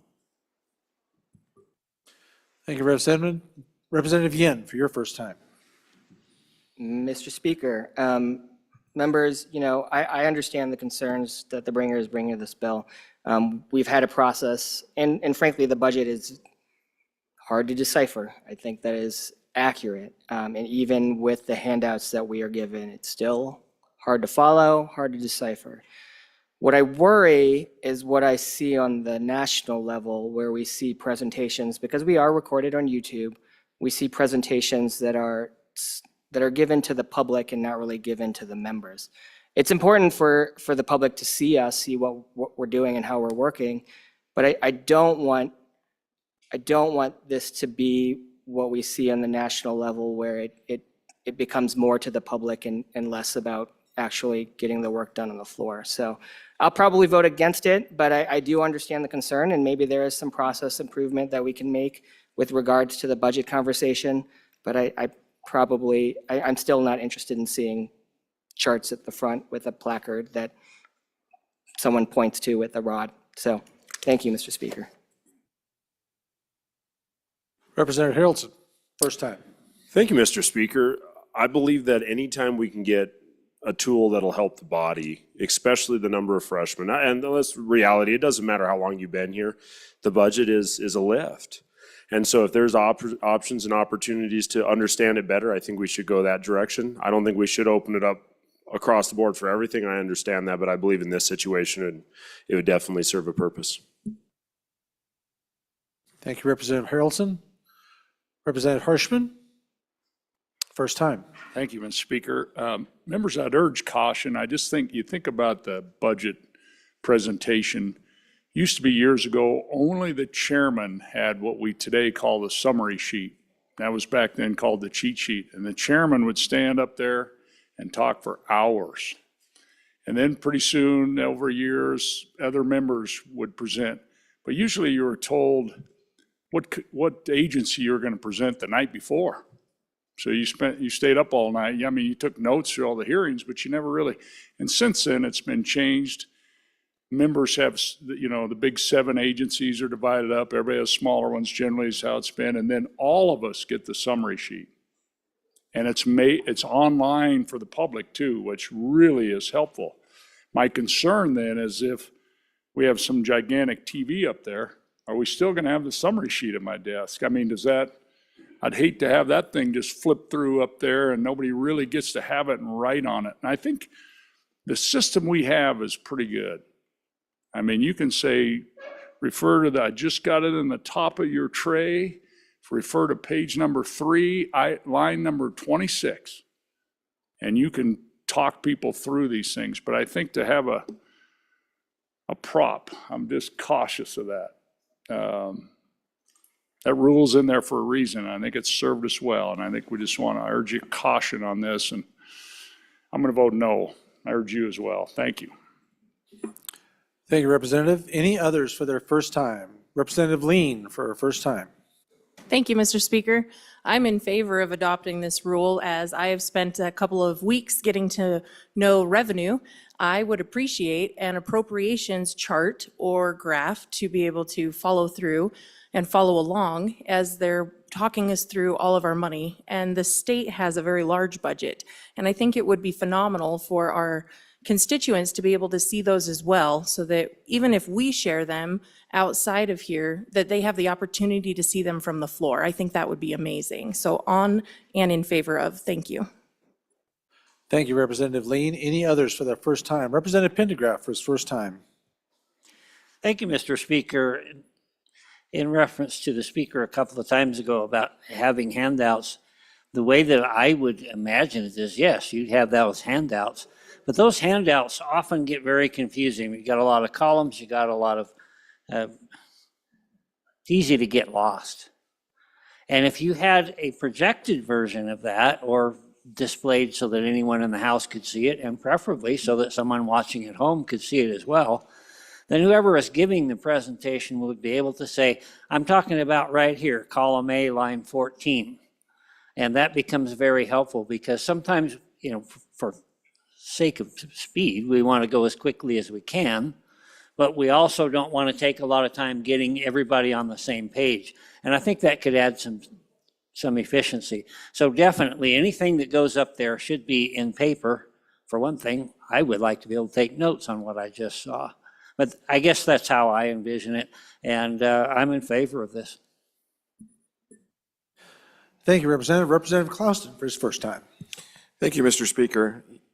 Colleagues, I am in favor of this. I think all of us looking at the same thing at the same time with the public should work well. I think it'll work well enough that maybe we consider next year using graphs and charts for other things. But this will give us the chance to evaluate it. If we try this and we find it's not working or disruptive, I think we can ask the speaker, this is not working, let's go back to what we're used to do. But at least this would give us the option. Thank you. Thank you, Representative. Representative Brady for first time. Thank you, Mr. Speaker. Is it possible if we were to use some type of prop or some type of graph or whatever, could it not be put in our computers at our desks and then somehow projected online too?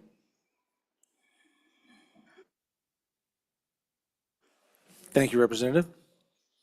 Any others for their first time? First time, second time. Representative Harshman for his second time. Mr. Speaker, the beautiful thing about debate, it sometimes changes your mind.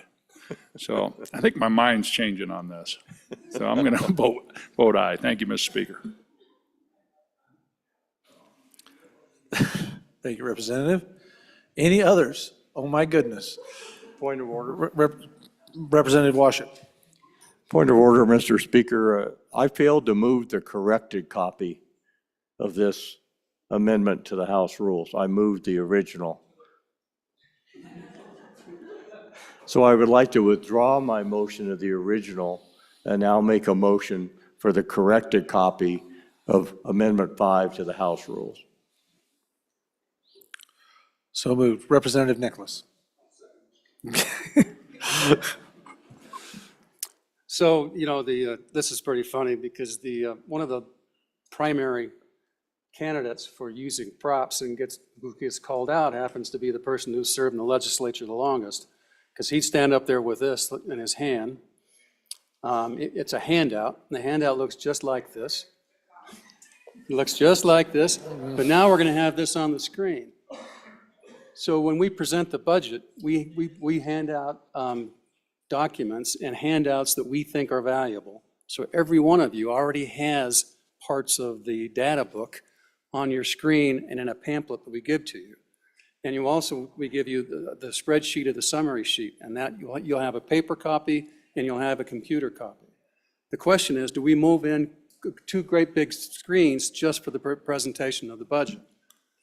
I would suggest that you can actually see it better on your computer and your screen than you can if you're sitting on the back, if you got a big computer screen here, unless you got binoculars back there, because you can't read the fine print or the graphs. So I don't think it's necessary, and I think it's going to clutter up the debate, and you're going to be looking at the screen and not listening and looking at the materials in front of you. Thank you for not using a prop, Representative Nicholas. Any others for their second time? Representative Pendergraft. Thank you, Mr. Speaker. I just wanted to reiterate, yeah, we've all got it in front of us, and we can probably see better of the copy that's right in front of us, unless you're like I am and the bifocals are not necessarily what they should be.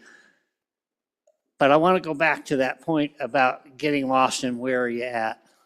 If you're sitting there focused on what you got in front of you and the speaker speaking, this would give him an opportunity with a laser pointer or something to say, I'm talking about right here. Okay, I see where he's pointing. I can look down, I can look at my own copy and say, okay, I'm back on track. Thank you, Representative. Any others for their second time? Going once, twice, back to the bringer of the amendment, Chairman Washington.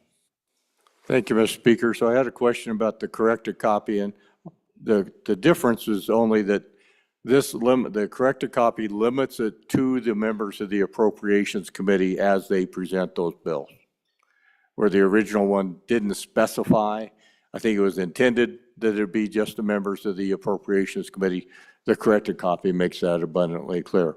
And so as far as the question on the list of the options available, chart display, so forth,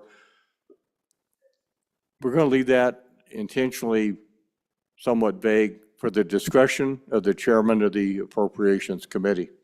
So the chairman of Appropriations can make the decision, what does he believe or she believe is best in terms of how to present that information to the body. It will be a work in progress. And, if the first go around, it doesn't work real well because we, used approach A, next year for the budget session, we could use approach B perhaps. But we'll have 2 years in the 68th to experiment with this. I think it will make things amazingly better. And so I just urge your support. I think when you get to the budget bill, you'll find that this is beneficial to be able to have that illustration in front of you, again, with a pointer or an illustrator to highlight where we are, move along. So I think it's advantageous to all of us.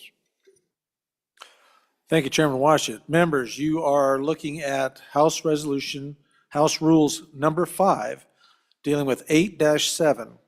All those in favor signify, this is corrected copy, mind you. All those in favor signify by saying aye. Aye. Those opposed, no. The amendment has been adopted. Moving on to House Rules number 6.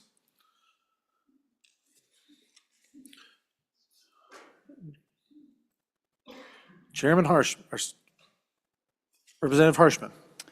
Thank you, Mr. Speaker. I'd move House Rule 6, proposed House Rule 6, and ask for your favorable consideration. Members, if you could turn your rules book to page 43. Page 43. So our conduct and our debate, first of all, and all of our thought process, really we're guided first by the Constitution and those court cases, and then secondly by our rules. The rules of the House of Representatives and our joint rules. And then you all have the Wyoming Manual of Legislative Procedure comes in after that. And then the fourth thing that governs debate on this floor is custom and practice and usage, right? This long history. And so if you look on page 43, 8-2, everybody see that? I'm just going to read this, Mr. Speaker, real quick. In the blue pages, it says, any member about to speak shall rise and respectfully address the presiding officer. When recognized, the member shall confine his comments to the question under consideration and avoid personalities. When finished, the member shall be seated. So I think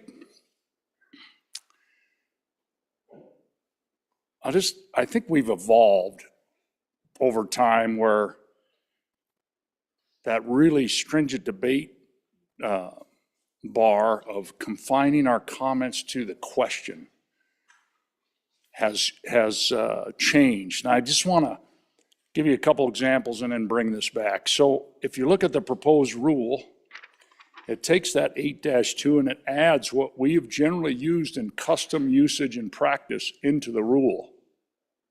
So it says, you can see the new language, a member shall not refer to another member by name. So I'm not going to say one of your names. And then we never used to say district number. That somehow has changed now. We got all our names here with our district number. And then the city or town that they're from. We never say you're from a certain town. And we never used to say reference to another state. And of course, we don't say corporations' names on the floor, but a member may, so this rule then proposes a member may refer to another member by the name of the county the member resides in, or the county number assigned to the Wyoming license plate for the member's county of residence. So I would envision that on this platform, you would see, I'll just say the first, I'll say mine, Representative Harshman, House District 37, would say Representative Harshman, Natrona, number 1. Right? Those are based on 1937 assessed valuations. Be interesting if we did them today, right? Be Campbell, Sweetwater, Teton would be up there, and Sublette, of course. So with that, then, I tell you what, I think what it does. So we're in the middle of this heated debate, and we're going back and forth, and it makes you get up here and pause a minute. And instead of saying the member from House District 37, I disagree with them, you know, it makes you pause a little bit and go, yeah, the House member from the county of Natrona, number 1 on your license plates, and number 1 in your heart. But it makes you pause a little bit. And and then it puts into our rules for sure that we're not calling each other by our name, our district, and those kind of things. And we confine then what the rule says, our comments to the question under consideration, and just really elevate our debate. And I think there's also a change to 9-1. We never used to say the place or area. We would never say the representative from Buffalo. We just never would say that. And that got changed about 6 years ago and added in there. I just think let's back up a little bit and really focus our debate on the question and not each other. So, Mr. Speaker, I would stand for any questions. Thank you. Thank you, Representative Harshman. Representative Banks, for your first time. Yes, Mr. Speaker, thank you. I understand the intent behind this rule, and I think there's some value behind it. I just think that we're going to get really convoluted with it. When we're trying to follow, our debate on the floor, and we have to say, the gentleman down by the river where the wind blows, where the sagebrush is tall, and everybody's going, what, who, what? And you miss half the debate on the floor. I just think that that really is not the intention of what we're trying to do here. I think there's value to not having the names, but I think that district number is very important. I, for one, represent 2 counties, both 9 and 11, and it's easier for me to say House District 60 or 26 than to say, especially as a lifelong Niner, that I'm going to be associated with 11 County. So I just think we ought to vote this one down, Mr. Chairman. Thank you, Representative. Representative Provenza, for your first time. Thank you, Mr. Speaker. You know, by training, I have a PhD in psychology, and part of that has taught me that the more obstacles that we can put between the emotion that we sometimes feel, you know, we're in the early part of session. We might get to a part of session where we're not feeling too happy with each other. And we might get real heated. And anything that we can do to preserve how we operate. I mean, in many instances, we're family here. And when you can say district number, but even that I think might feel a little too close. It's real easy for me to look here and say, well, we've got, representative from House District 45 said, and that feels a lot more sharp off the tongue than when I just stick to the ideas. And so, I've been in this body for 4 years now, and I know that the rule has changed since my time here. And sometimes it's easy to refer to each other by number and answer questions. But when we start getting squirrely, things get hot around here, it preserves the body in being able to stay away from personalities and pointing fingers. I think about a frog in boiling water. You put a frog in water while it's still cool, it will boil. And that's what is happening here. We're moving closer and closer to what we see in other states where we use people's names, where we say personalities, where we're pointing fingers and we're arguing back and forth. That didn't happen overnight in those states, and it won't happen overnight here, but it happens in little changes along the way. And so I want to preserve the sanctity of what we've done here with this institution. So I hope that you'll support this amendment as well. Thank you, Representative. Representative Larson Lloyd for his first time. Thank you, Mr. Chairman. I'm strongly in favor of this rule. I would just suggest to my young colleague from up there in the basin where the horns are big, that if he would just kind of sit back and think about the presenter bill that's from that county there, that's just east of the county that really is the center of the state, that he would realize that just taking a minute to contemplate some of this really does take the edge off just a little bit. And particularly this guy is as quick-witted and as quick at the tongue as any of us. And I just really look forward to seeing how he's going to address us, and think that this really does help us just it's kind of a verbal Valium. We just kind of chill out a little bit, and we don't quite take things as drastic as we need to in this conversation. And we can, these guys from the land of coal can get competing with us on all of this highway stuff, and we can smile at each other and vote together, vote against us. It's okay. It's just really a good sedative and helps us keep decorum within this body, which sometimes is at risk. Thank you, Representative. Representative Johnson, first time. Thank you, Mr. Speaker. I would just like to caution my fellow representative from county number 1 that he might refer to county number 2 as second fiddle.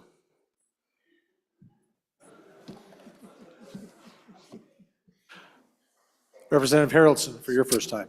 Thank you, Mr. Speaker. It may be the way I finally learn all of the county numbers. Representative Bratton for your first time. Thank you, Mr. Speaker. As a new representative, I absolutely support not using each other's names, and I support civility, but I struggle with the clarity. Not as this representative just said about following the conversation within the chamber, and then I also think if I'm struggling with it and I am right here, how are my constituents able to follow along? So I haven't actually decided on this amendment, but that's my struggle, is between the civility and the clarity. Thank you. Thank you, Representative. Representative Pendergraft. Thank you, Mr. Speaker. To the last speaker, the lack of clarity is part of what makes it interesting and part of what makes it work. When I first came to this chamber, I thought to myself, this is ridiculous. Why can't we just speak plainly? And I've actually come to appreciate not only what was pointed out, that you have to take a few minutes and think, and that separates you from the heat of the moment. It's done it for me in the past.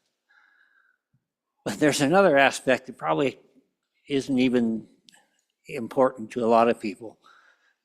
But I appreciate the cleverness, and I come to appreciate even people that I don't necessarily agree with, and to be able to say, you know what, that was a pretty good one. So I would support this.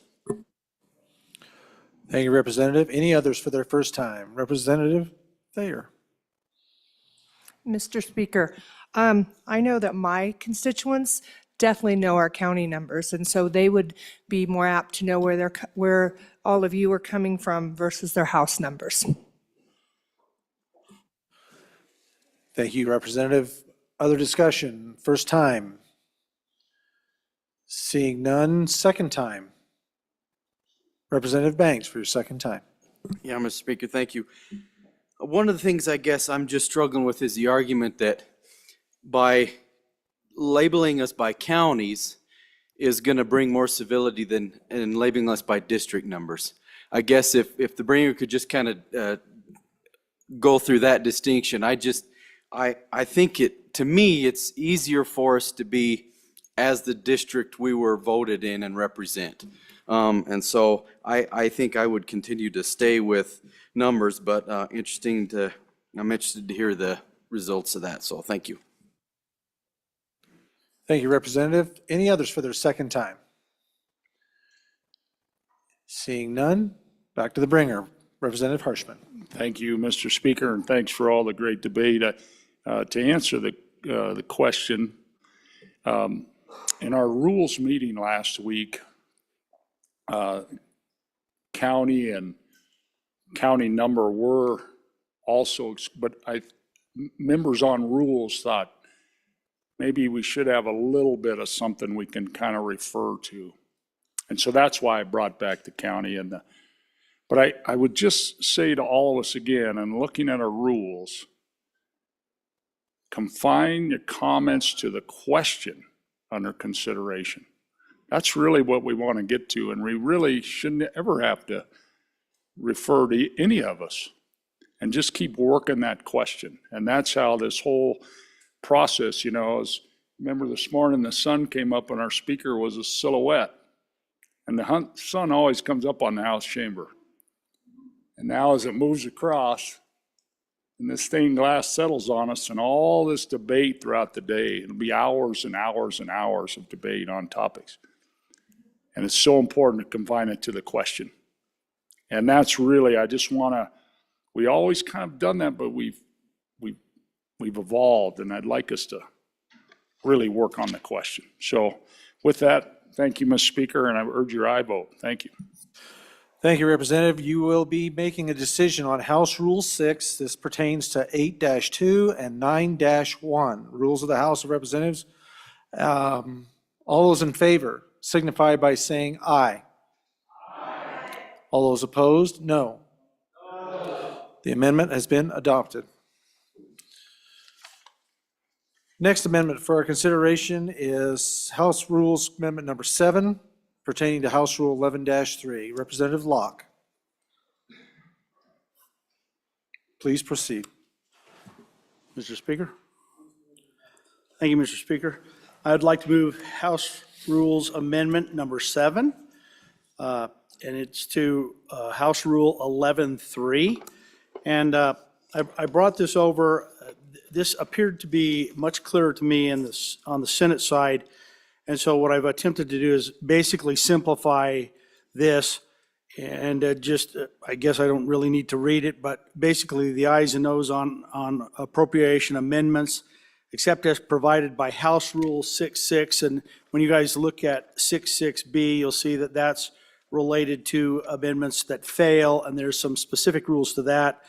But in this case, except as provided in that Rule 6-6B, the ayes and noes shall be taken on the motion to adopt any amendment which directly increases or decreases an appropriation by a specific dollar amount. So it just took 11-3 and simplified it and said, when we're changing the dollar amount, we're going to take the ayes and noes and have a robust record of that.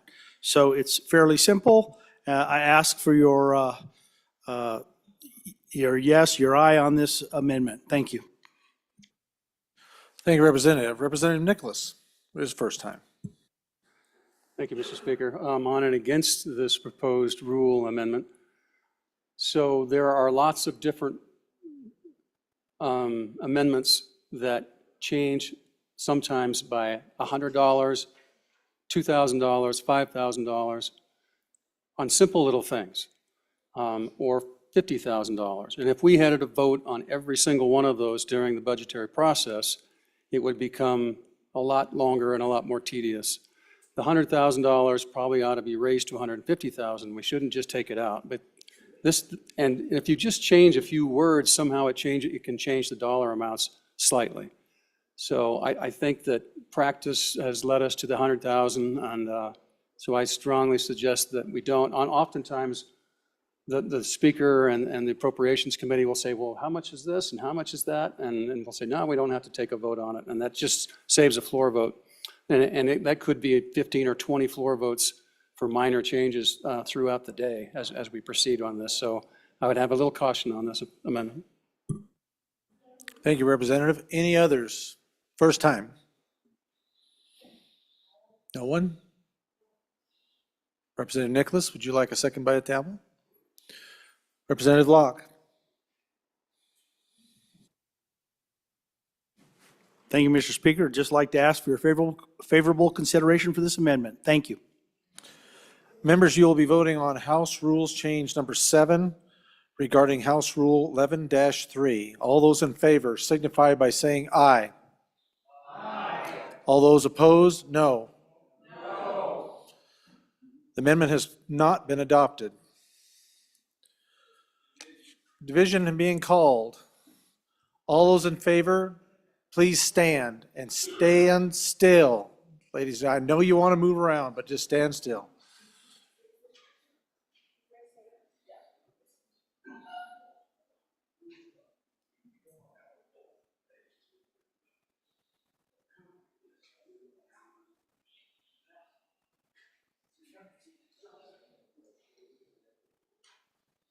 Yes.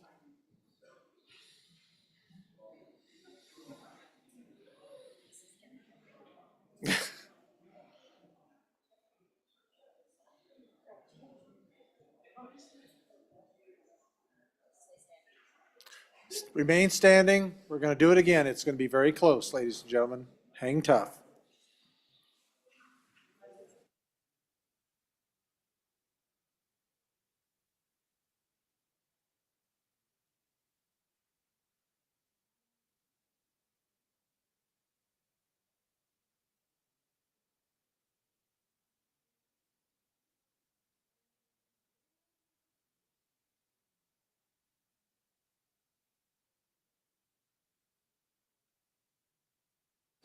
Okay, you folks can sit down. All those opposed, please stand.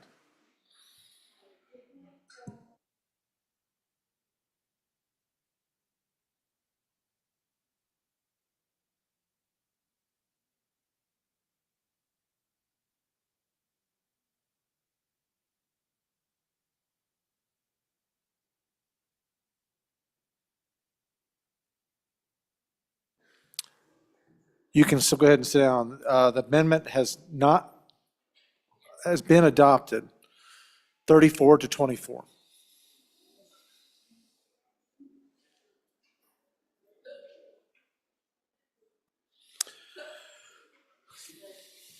If you bring that up again, we'll vote on it. So, okay, moving on. House resolution, House rules, HR, I keep thinking House resolution. HR, House rules number 8 is what we are considering now, 11-3. Representative Johnson, please go ahead. I'd like to bring this House bill. It would require during a budget session. Need to move the amendment, please. You'll need to move the amendment. I need to move the amendment. I would like to, amendment? I'd like to. House Rule 11.3, as follows. House Rules Amendment 11.0. Amendment, it would be amendment number 8 to House rules. Okay, move amendment number 8, House Rule 11.3. Perfect. Thank you. Please proceed. Thank you, Landon. This would request that during a budget session, if you would like to increase the budget, the mirror image of the budget, for some reason, that you would find an offsetting cut, and it would help us control spending. And I ask for your favorable consideration. Thank you, Representative. Representative Larson Lloyd for his first time. Thank you, Mr. Chairman. As we get into discussing the budget in first and second, or second and third readings, when we do the amendments, the challenge that you have when you try to implement this is the body as a whole doesn't understand all the various budgets and units within the budget. And so then you start cannibalizing one budget to satisfy what you did in an amendment in another budget. Could be from the department. And if you do, it's certainly a tool you can use. But to make it an automatic requirement that you then have to have an offsetting amount someplace else in any other agency of the budget really becomes problematic. And I would just, having gone through a few of those, and we've seen this, we've tried to practice this some. I remember 15, 16, we somewhat tried to do that and just continued to stub our toes. And I would just suggest that we make your amendments, and then we'll look at if we need to do something the following day or whatever, but to have that requirement to have a corresponding amendment to offset the funds that you increased, I think is really a problem, and would encourage you not to adopt this rule. Thank you, Representative. Representative Chairman Washit. Thank you, Mr. Speaker. I'm on and against this proposed amendment to our rules, and I'll tell you why. I remember going home after my first budget session and telling my wife that I thought that there were two different classes of legislators. That you had the Appropriations Committee and the elected leadership of the House, and then you had the rest of us. We're all duly elected. And this amendment gives so much more power to your Appropriations Committee. Think about it. You're saying what they give you as your budget is gospel truth. And they don't have to find offsets for everything. They may, they don't have to. But when we, as the average member of the body, want to propose an amendment to fund something that's important to your people back home, now you have to go out and find some enemies out there because you're going to take some money away from them to try and do this good thing for your people back home that the majority of this body would likely support. And so this approach, I understand the rationale. If cutting the budget is your only priority, have at it. But if representing your people back home and the interests of the people of Wyoming is why you got elected, you don't want to give additional power to committee number 2. Representative J.T. Larson, first time. Thank you, Mr. Speaker. I'd like to echo the sentiments of the last speaker as well. I think that this does give immense power to our Appropriations Committee, Committee number 2. And just to drill it down a little bit even further, if you want to appropriate for a project or whatever in your community, that's great. That's what you want to do. And then you are forced to go take out from another department. That could also help your community. You could be, on one hand, supporting your community with the amendment, but also causing major detriment to certain populations in your community. So it really takes out the power of us to be able to represent our constituents on both sides of this specific amendment, and I encourage you to vote no. Thank you, Representative. Representative Wiley, first time. Thank you, Mr. Speaker. You know, we sit on this floor and we make very weightful decisions, and there's not always enough in, you know, Peter's pocket to give to Paul. So this idea about equally taking and giving as you're trying to appropriate or going through a budget that you might not understand, I think is difficult to say the least. One, we need to trust our number 2 committee. We know they're going through that. They work a lot of their time throughout the year on that.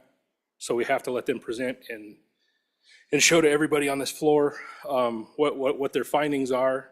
And at the same time, if we don't weigh that, there's this question of equity, right? And we're hearing the echoes of that, you know, as we sit here and speak and go through this debate. But if we're not very careful, you know, there's not always a give and a take that can be the same, or we might be hurting something unintentionally that we don't really know about or understand about yet. So I stand in opposition. Thank you, Representative. Representative Baer for his first time. Thank you, Mr. Speaker. On and for the amendment. It's interesting when we hear these arguments, they're kind of on both sides of the issue when you think about it.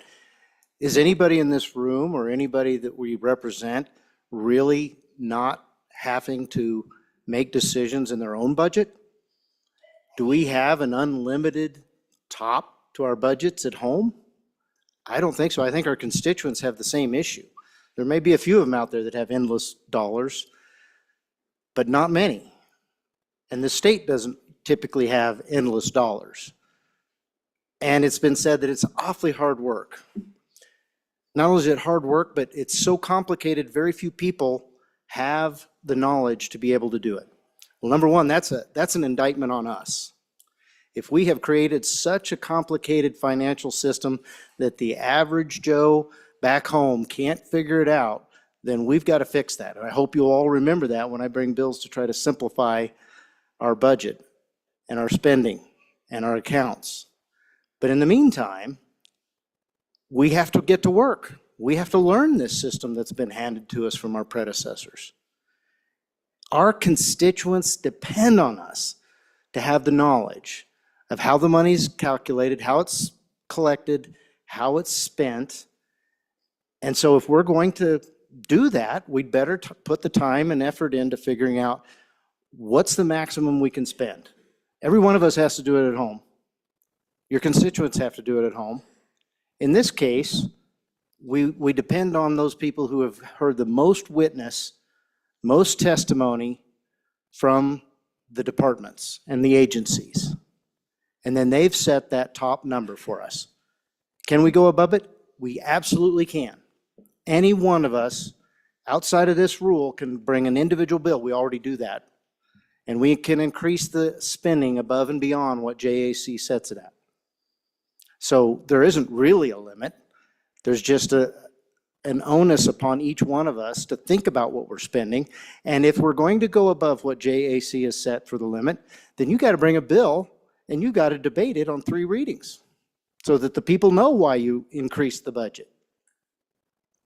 Those are very reasonable, very intelligent, and very fiscally responsible things to do. And I think our constituents are depending on us to do the hard work that it takes to figure out where our priorities should be. They have priorities, they tell us. When we come here, we should take those priorities and apply them not just to the social issues, but to the budget. This body is in charge of the purse strings. This is probably the most important thing that we do. So I would encourage you to support this amendment, and let's start really getting serious about fiscal responsibility. Thank you. Thank you, Representative. Representative Brown for his first time. Thank you, Mr. Speaker. As I look across the room, it's kind of nice sitting up here because for the first time in my legislative career, I'm actually looking up at the body instead of looking at the backs of everybody's heads, and it's nice. I get to see everybody who's paying attention, and I get to see about the 75% of you that are working on emails, tapping away, writing notes, whatever the case is, and we're not paying attention to the debate. That's going to happen a lot more here in about a week and a half to 2 weeks when we have that budget dropped in our laps and it's 11 o'clock at night and we've got our 65th, 67th amendment to the budget. There's going to be a lot of time spent on these budget amendments, and all of these are going to be important pieces to you as you go through this. What I'll tell you, in my personal opinion, it used to be this unstoppable force meeting an immovable object against the appropriations team and everybody else. And I'm seeing the former vice chair of appropriations nodding his head, yes, that's exactly what it was. These people put in boatloads of time making sure that they prepare a budget for us. And then they bring it down to the floor, and what we have to take for that, if we pass this amendment, is gospel. That sets the bar. There's not another penny to spend in this state, according to that committee. That is it. If you have something else that comes up, I just heard we can bring a bill. Well, guess where that bill has to go if you want to appropriate that money? It has to go to that same exact committee. And guess what they get to do? Strip appropriations. You are ceding every ounce of power you have from your individual constituents when they say, my DD waivers, I need more money because I need respite care, because I need to be able to take care of my child at home. And when I need $500,000 for respite care to take care of all these people that have DD waivers, but now I have to go rob DFS and I have to go take 2 caseworkers away from DFS just to make that amendment work for me, that doesn't work for me. We're taking gospel from the 7 people that sit up in the appropriations room building this budget and saying, thou art perfect and know our budget better than the rest of us. Highly, highly disagree with that, ladies and gentlemen. Don't cede your power to those 7 people. You are elected just as much as everybody else. You have the responsibility to represent your constituents just as much as everybody else. And if that means you need to take money from one pot, and you don't have to pull it, you don't have to from rob Peter to pay Paul, then so be it. Don't cede your power. Thank you. Thank you, Representative. Representative Lean for her first time. Thank you, Mr. Speaker. I have a different take on giving all my power to appropriations. I see this as I have committee members and I have fellow colleagues that sit on those committees, and each one of them are charged with the ability to make educated decisions, and that we put trust in them to do their best work to bring it to the floor, at which time it could or could not have an appropriations on it. All of this goes through appropriations and then comes to the floor for a vote, at which time you get to voice your opinion, to speak for your constituents. And just as the good representative from Coal Country said, not every budget has endless dollars, and the state doesn't either. And I think that this is a great amendment to our rules, and I stand in support of it. Thank you for bringing it. Thank you, Representative. Representative Nicholas. First time. Thank you, Mr. Speaker. So, ladies and gentlemen, I think you've just got to sit back and look at the ceiling and take a deep breath about this. Why in the world would you concede your power to 7 people on how much money we're going to spend? What happens if they just cut a school in your school district? You know, a school now is about $100 million for a high school, and it's gone, and you can't get it. I mean, a really big high school, $40 million for a smaller one, or for great junior highs. and it's gone if they don't want it. That's one committee decides that. Why in the world would you do that? And then why would you cede the power of the purse to a team of 7 versus all of us? And then not only that, what's the ramifications of this? The ramifications are, you've got a budget, let's say it's a biennial budget, so let's say it's 4.5 million, and you can't go above it. So then you've got to go in and figure out where you're going to take the money from. So when I'm up here talking to you, and your constituents are in one county, and you've got different needs, and you're taking money from them in order to give money to you. So now you're creating an infighting internally between county to county and from topic to topic on who's going to get their act scored. And so it's a setup, right? And they're setting it up so you got to go fight a fight against other people in there who support it versus how much money is in the budget and how much is in the coffers. And by the way, that's a very nebulous number. We've always had excess money except for maybe 2 or 3 out of the prior 10 years, that's the average. We have excess monies. And typically we put those in one-time spending, we put them in savings accounts and permanent savings. But that's kind of the mantra we've been living off of for about the past 20 years, generally on both sides of this House and in the Senate. Because that's responsible spending and it's reasonable saving. So we're taking that and turning it on its head, and we're letting 7 people say, this is all the money you can spend, regardless of what the forecasts are. And let's just say that they want to do a bunch of tax cuts. And so they're going to cut that $4.5 billion budget down to 3.9. So you've already got 600 million gone because they want to give it back in property tax relief. So that has to come out of someplace. So now we're going to have cuts on cuts on cuts because we can't go any higher than the 3.9 million. Well, the appropriations shouldn't decide that. This body decides that, not 7 people. And in fact, it would be a crime to let 7 people decide that, because then we don't have that authority of what we were elected to. Capital construction is fed on a regular basis. If we don't keep up building our schools over time, they fall apart and we get behind like we did in the late 1990s through the 2002. We hadn't funded schools because we didn't have the money. And then finally, coal bed methane kicked in, and they put in $300 or $400 million a year just to catch up, to build all the schools to catch up. Could never do that if you had, depending on who the makeup of your appropriations committee is. And we wouldn't have the schools we have here today. And those are all one-time expenditures. So you have to differentiate one-time expenditures from ongoing expenditures and how those work and how they apply in the budget. And how does that work in this project? I mean, it's just to me, it's just almost unbelievable to consider taking away my power in order to get a project done in capital construction in my county or at the University of Wyoming or at the community colleges. And they limited it so I can't stick it back in the budget and have the House floor decide those issues. Thank you. Thank you, Representative. Any others for their first time? Representative Harshman for his first time. Thank you, Mr. Speaker. And just quickly, so 93 legislators now in the 68th. Takes 3 from the east end of the Capitol to pass it, along with 4 from this end to pass.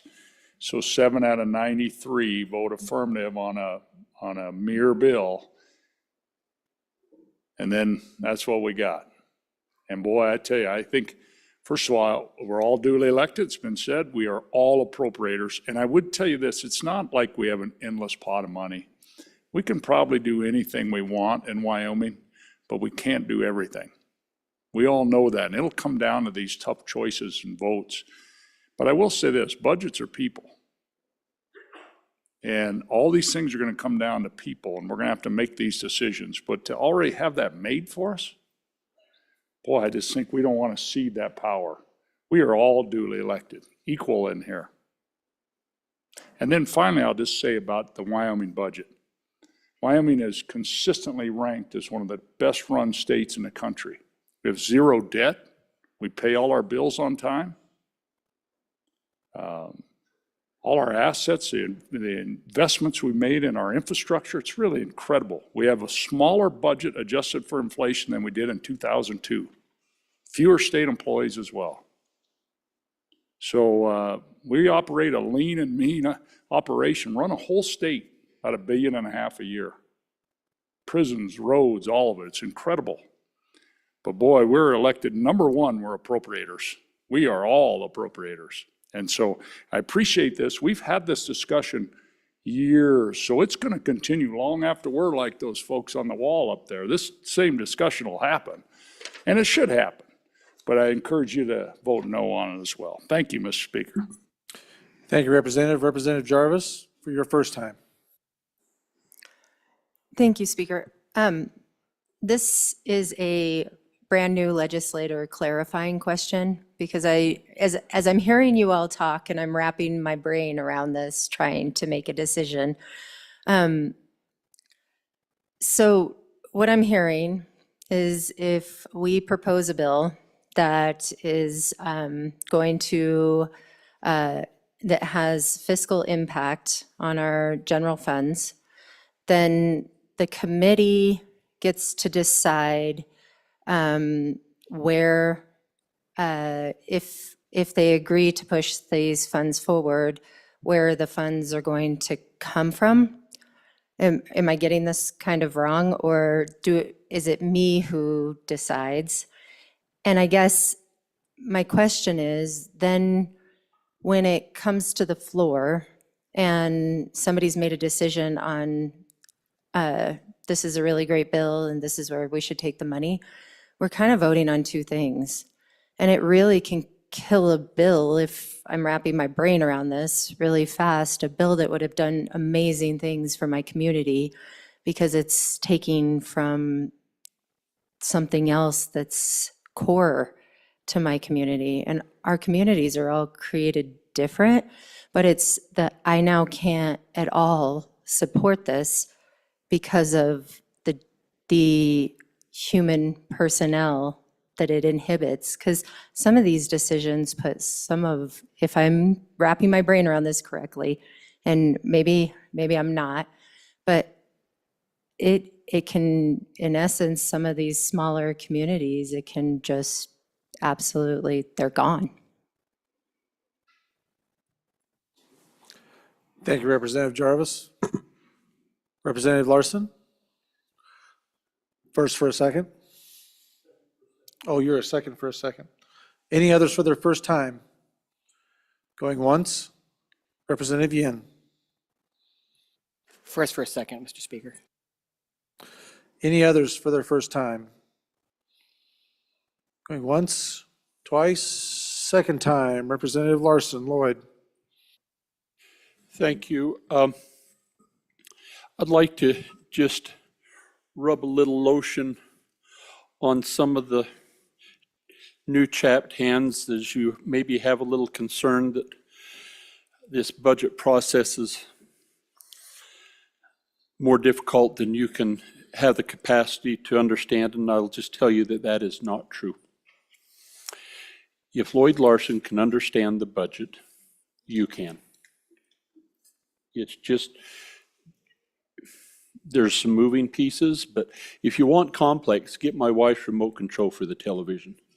That's complex. This budget has a lot of moving pieces, but you're all going to pay attention. You're business owners, you're professionals, you deal with this stuff, and this is not new science, and you're able to deal with that.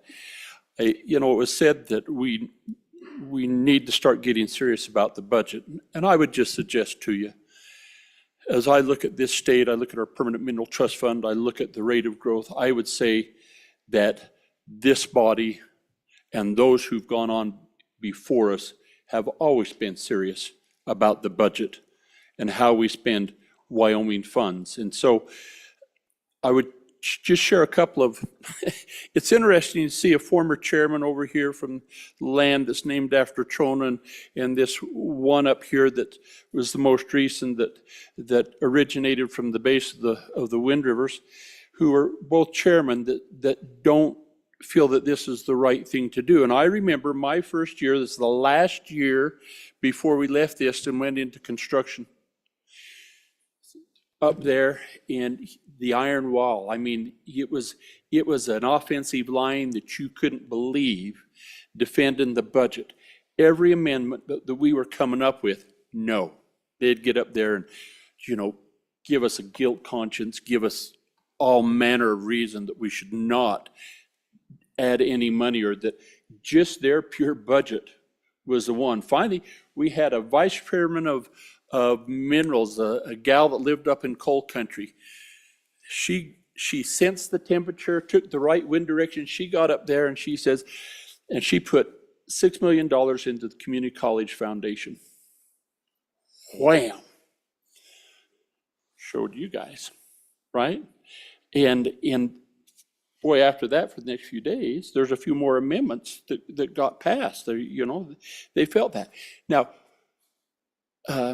being on the other side, up there, looking down, I've seen your stink eyes as you've glared at me, and I've been talking about Department of Health or Department of Family Services and these, and in this glare that you give us, because, you know, can I really, are you really jiving with me, Larson?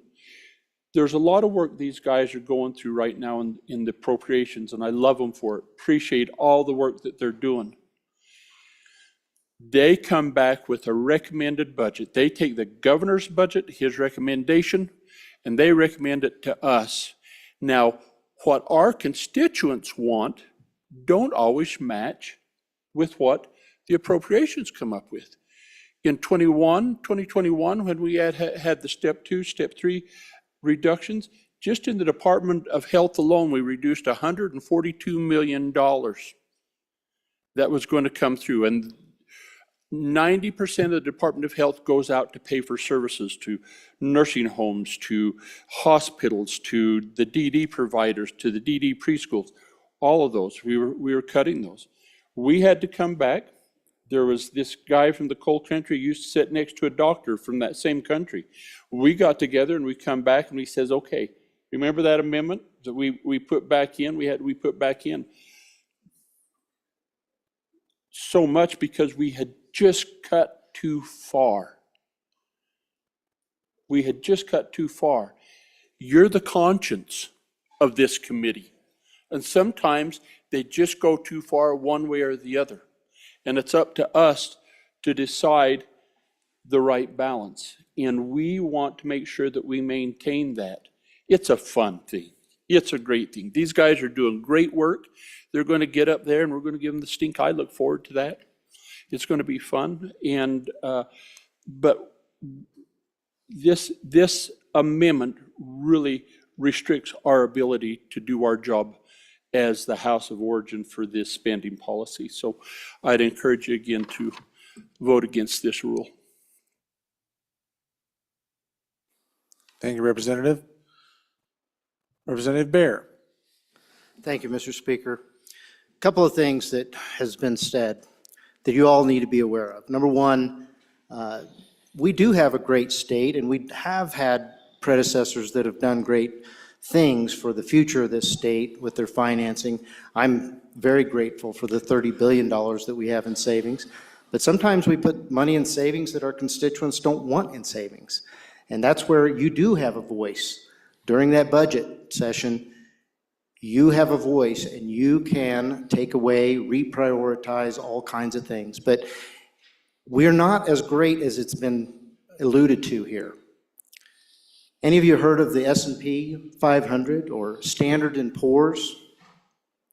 In 2018, this particular state was lowered in our ranking by S&P from a AAA rating to a AA rating.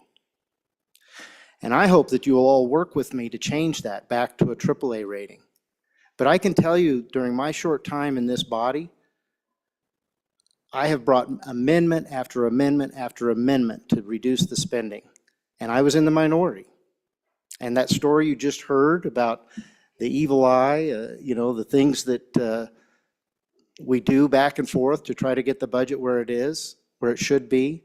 I've been on the wrong end of that. I'm thankful now that maybe we can be a little more fiscally precise, and we can start working to increase the confidence of the rest of the world in how Wyoming is handling their finances.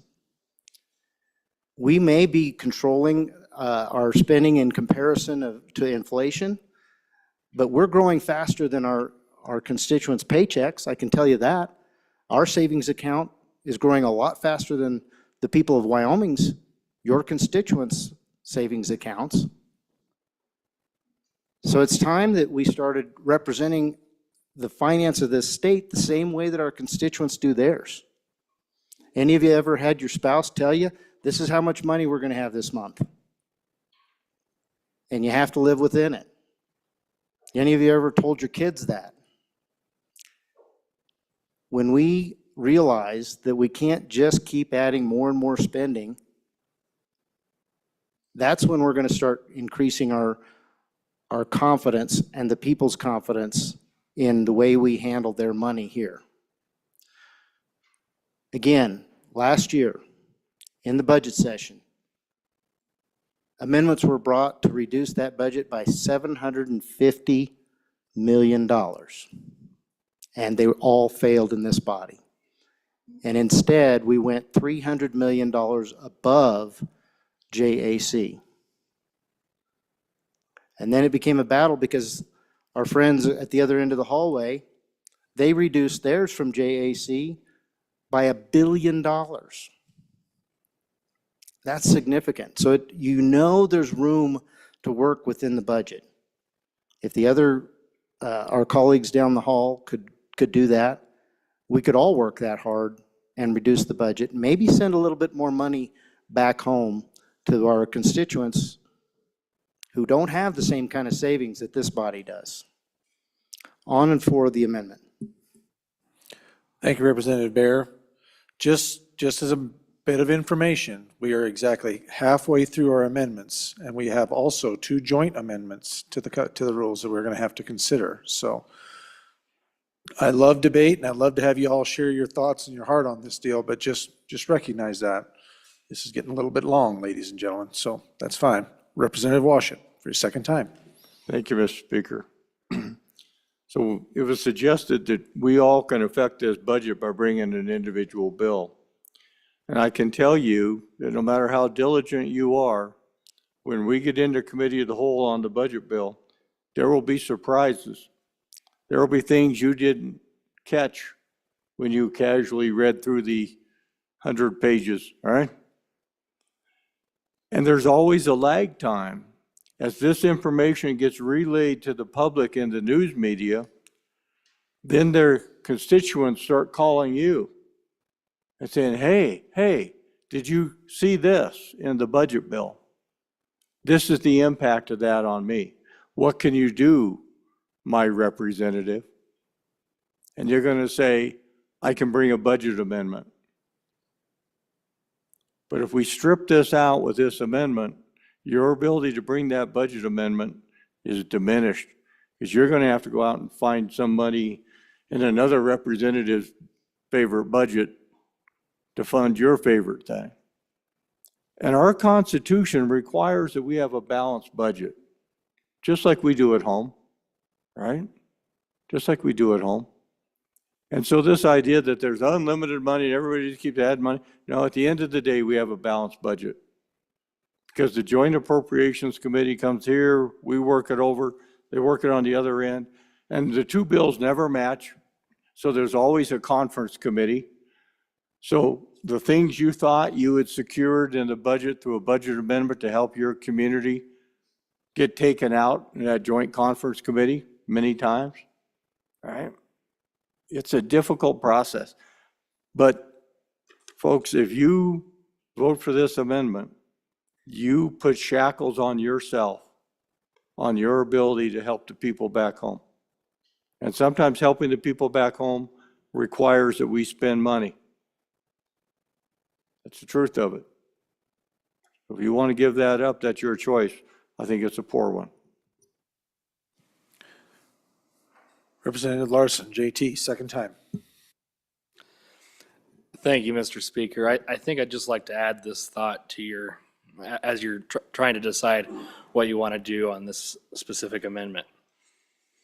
Let's say the language in this amendment said that the governor recommendation is you couldn't increase or decrease based off of that. I don't think we would want that. So why are we doing this to ourselves? The governor represents the entire state. Sorry, the number one executive, I'm sorry. So I just don't understand why we would restrict ourselves in that manner. We want the ability to change the recommendation from the number one executive, but we don't want to change the recommendation from a group of 7 people that don't represent my district or your district. They represent themselves or their districts. So on and against the amendment. Thank you, Representative. Any other members for their second time? Representative Wiley, Representative Brown, Lean, Nicholas, Harshman, and Jarvis have not spoken for their second time. Representative Nicholas, for your second time. Thank you, Mr. Speaker. So, ladies and gentlemen, in the prior 2 years, we saved $1.2 billion into our various savings accounts, permanent funds, the school side, and to our reserve accounts.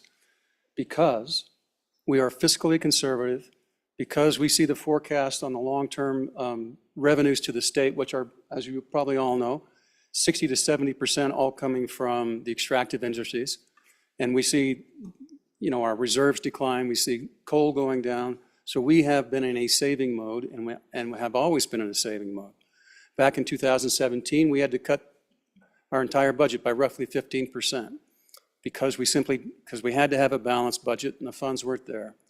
So we always try to live responsibly and conservatively and also plan for the future. But what we don't want to do is have 7 people decide how much money we get to spend or not spend. And you wouldn't do that to give the right away to somebody else. This is what we were elected to do. And the AA, AAA, that had nothing to do with our spending. It had to do with how we'd managed the budget and what we were doing on our reserve accounts. And so, and that, by the way, has been upgraded because of the actions that we took last year and the year before. So, on and against. Thank you, Representative. Any others for their second time? Seeing none, bringer of the amendment, Representative Johnson, please bring us home. Thank you, Mr. Speaker. I think in Wyoming, we're watching the beginning of MMT, Magic Monetary Theory, where there is no end in the amount of money we can spend. And we cannot live if we don't spend more every year, year after year. I'm saying that you can personally take charge of this and take responsibility. If you want to spend some money, let's find some waste. I think it's almost criminal that we're pumping perfectly good CO2 into the ground and it's leaking out. And that's all right? I'm sorry. I think there's $200 million you could spend on something else. So I'm saying I want to empower all of you to look for waste in our government before we just spend more and spend more and spend more. There's no end in sight. The governor, when he gives us our budget, he plans for Representative Johnson, we do not use the governor. He is the chief executive. When we're presented with the budget, it plans for inflation and growth. So I would say if we want to spend more than that, let's find some waste. And I'll leave it at that. Thank you, Representative. Ladies and gentlemen, you are voting on House Rules number 8, dealing with 11-3. All those in favor signify by saying aye. Aye. All those opposed, no. No. The amendment has failed. Next amendment for our consideration, House Rules Amendment number 9, dealing with 12-13, expanded roll call votes. Representative Harshman. Thank you, Please. Mr. Speaker. I'd move House Rule number 9 for your consideration. Thank you, Mr. Speaker. Members, this really just has 2 parts. Paragraph A would take the next 5 days on that amendment, that first amendment that we defeated, would have electronic roll call votes on really all those measures that were proposed in that amendment that we defeated. As you mentioned, want more transparency and not as many voice votes on committee of the whole and amendments. And so this would give us a week to try it. Do we like doing roll call votes on everything? And then after a week, on the 10th legislative day, on paragraph B now, you see that first sentence. So basically next Monday, we would go back to our normal our rules of the 68th as they currently are. We haven't voted on adopt them, 67th to 68th, and go back to our practice. Unless someone in this body wants to move next Monday, say, hey, I like all these roll call votes and all these electronic votes, then let's make that part of our rules. But I think we ought to try it. Let's take it for a trial run, drive this car for a week, see how we like it.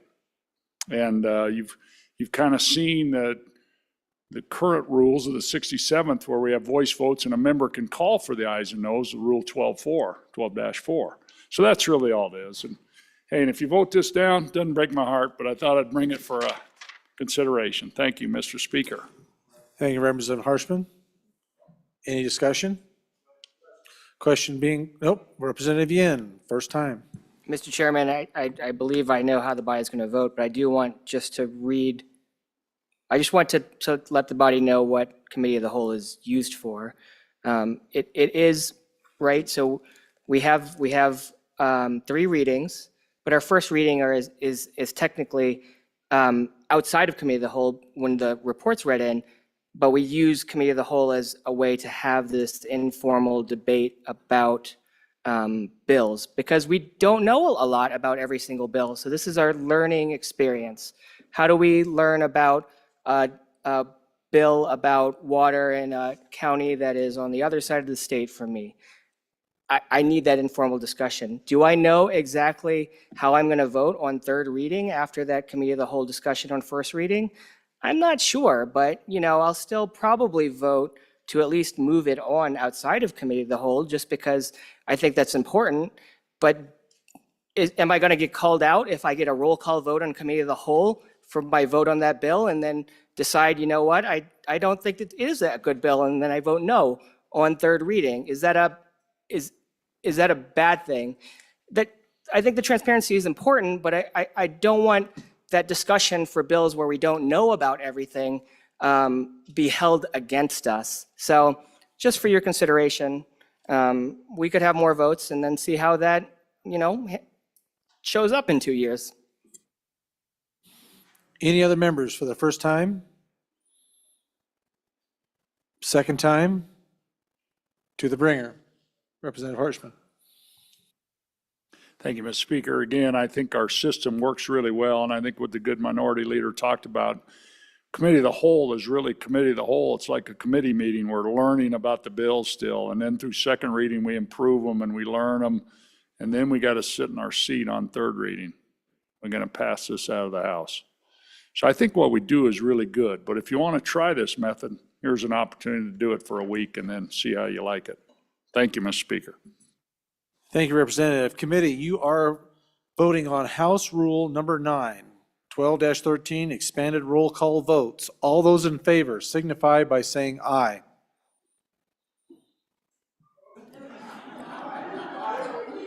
All those opposed say no. Amendment has failed to be adopted. Next amendment for our consideration, House Rules number 10, dealing with 6-6, previous question in the Committee of the Whole. Representative Ocean Andrew. Thank you, Mr. Speaker. I move House Rule Amendment 10 and ask for your favorable consideration. Members, this is an amendment that I would consider to be a little bit of an emergency brake to debate on Committee of the Whole. We actually have a motion calling the previous question that you can call during other parts of our debate on the floor if the debate is going too long and it can be voted on. It needs a 2/3 vote by the members present to pass.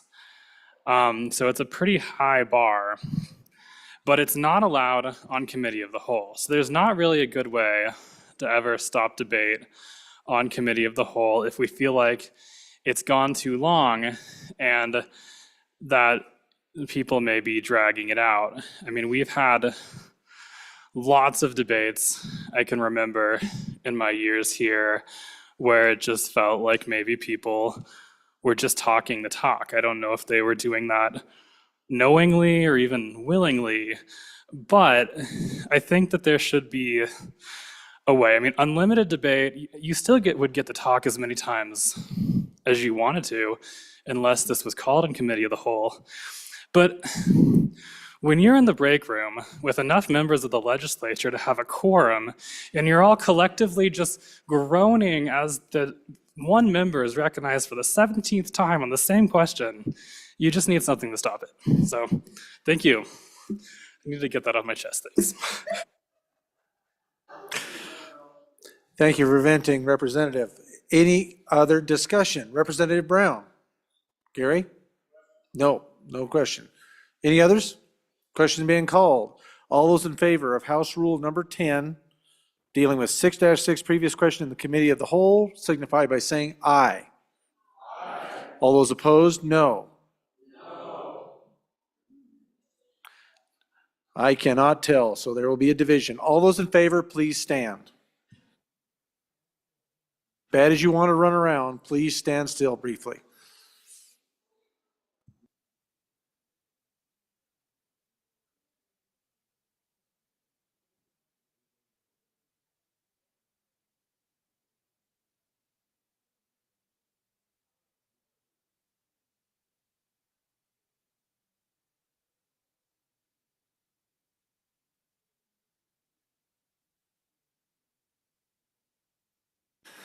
What is it?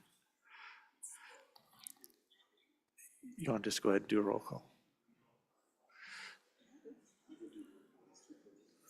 It is so close, we are just going to go ahead and do a roll call. So, ladies and gentlemen, Chief Clerk, please call the roll. This is in regards to House Rules number 10.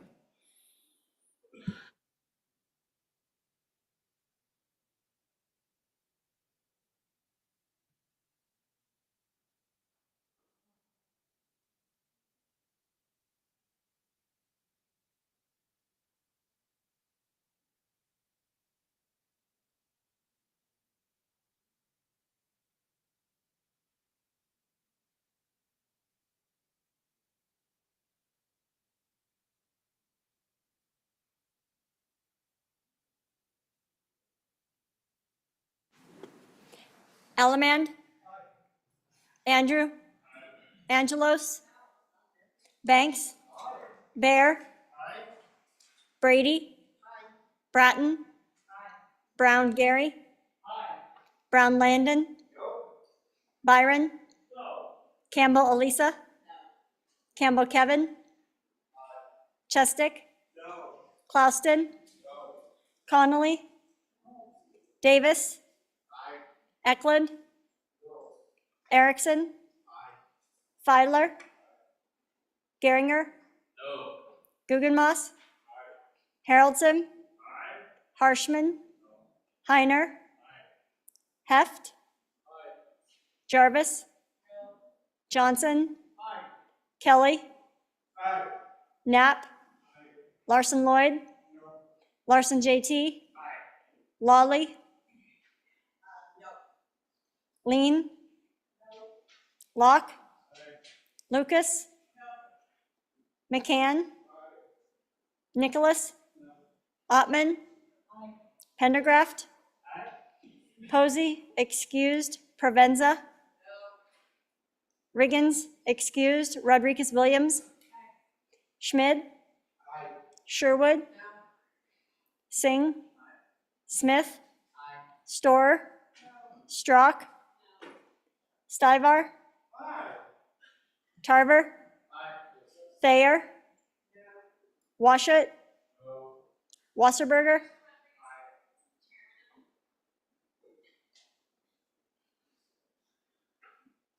Wasserberger? Webb?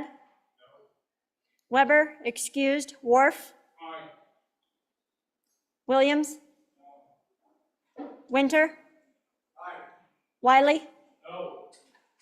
Yin? Speaker Nyman? Are there any changes? Are there any changes? Closing vote? Vote closed. 32 aye, 27 no, 3 excused.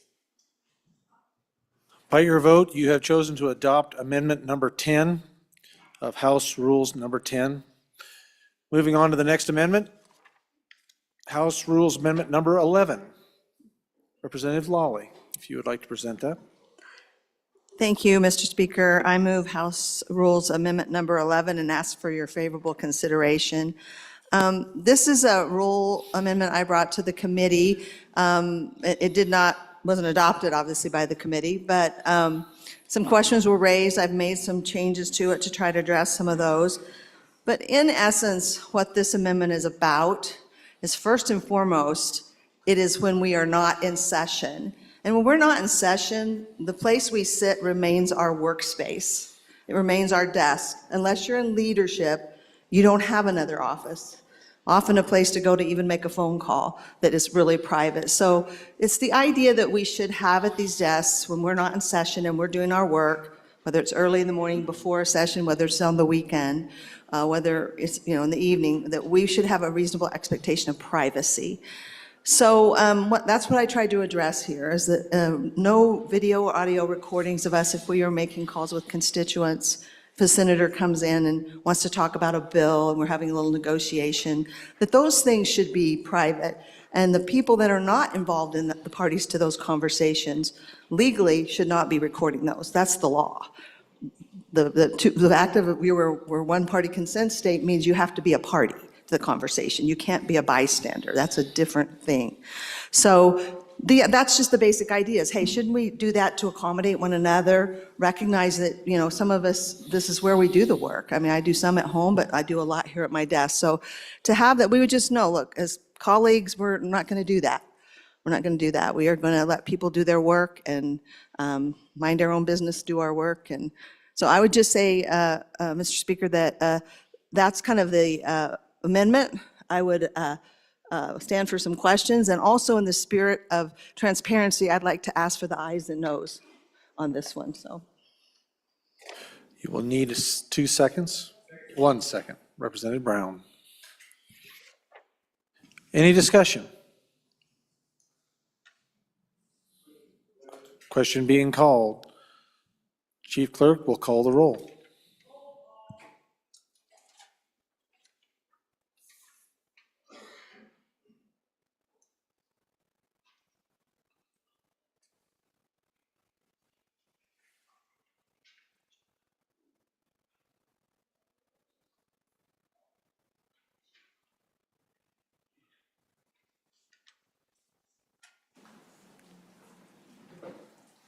Elliman?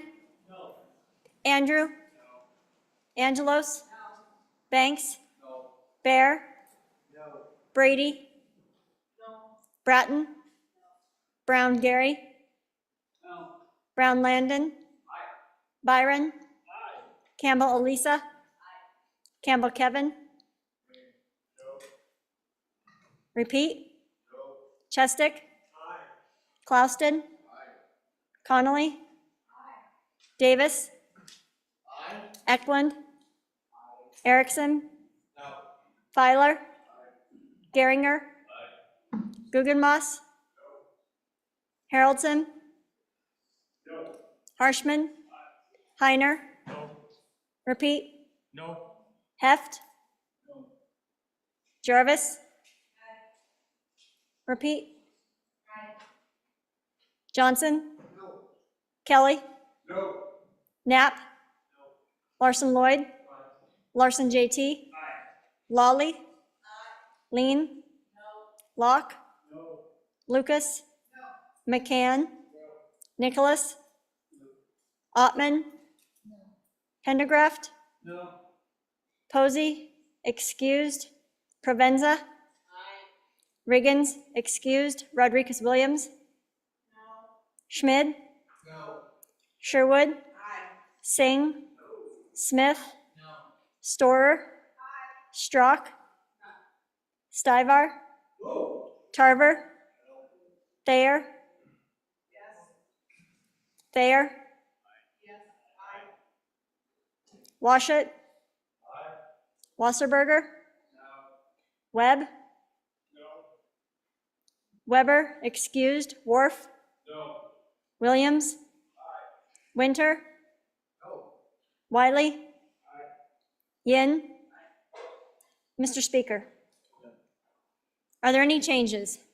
Nicholas, no. To aye, further changes. Further changes. Closing vote. Vote closed. 24 aye, 35 no, 3 excused. By your vote, you have failed to adopt the amendment to House Rule number 15-6. Moving on, next amendment. If you don't mind, I'd like to take a personal privilege of the floor. I've got some folks from my part of the country, braved the roads and drove all the way to Cheyenne to come and talk and watch what we're doing down here. In the West Gallery, I have Upton, Wyoming, Kelly Miller, the city clerk, and I also have Mark Lindstrom, the city superintendent, that have come down here today. So if you could give these folks a warm welcome on a cold day.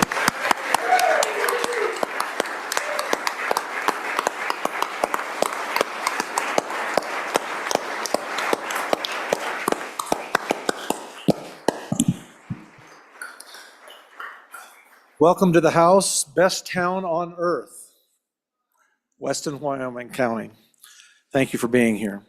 Next House Rule amendment for our consideration is House Rule number 12, Amendment number 12 to House Rules 5-8. Representative J.T. Larson, if you would please move the amendment. Thank you, Mr. Speaker. I move House Rule or Amendment number 12 and ask for your favorable consideration. Members, what this does is, in the event that a committee has amended a bill to where it doesn't change the nature of what the bill is trying to do, but it changes it to where the public may have changed the perception of their initial thoughts on the bill.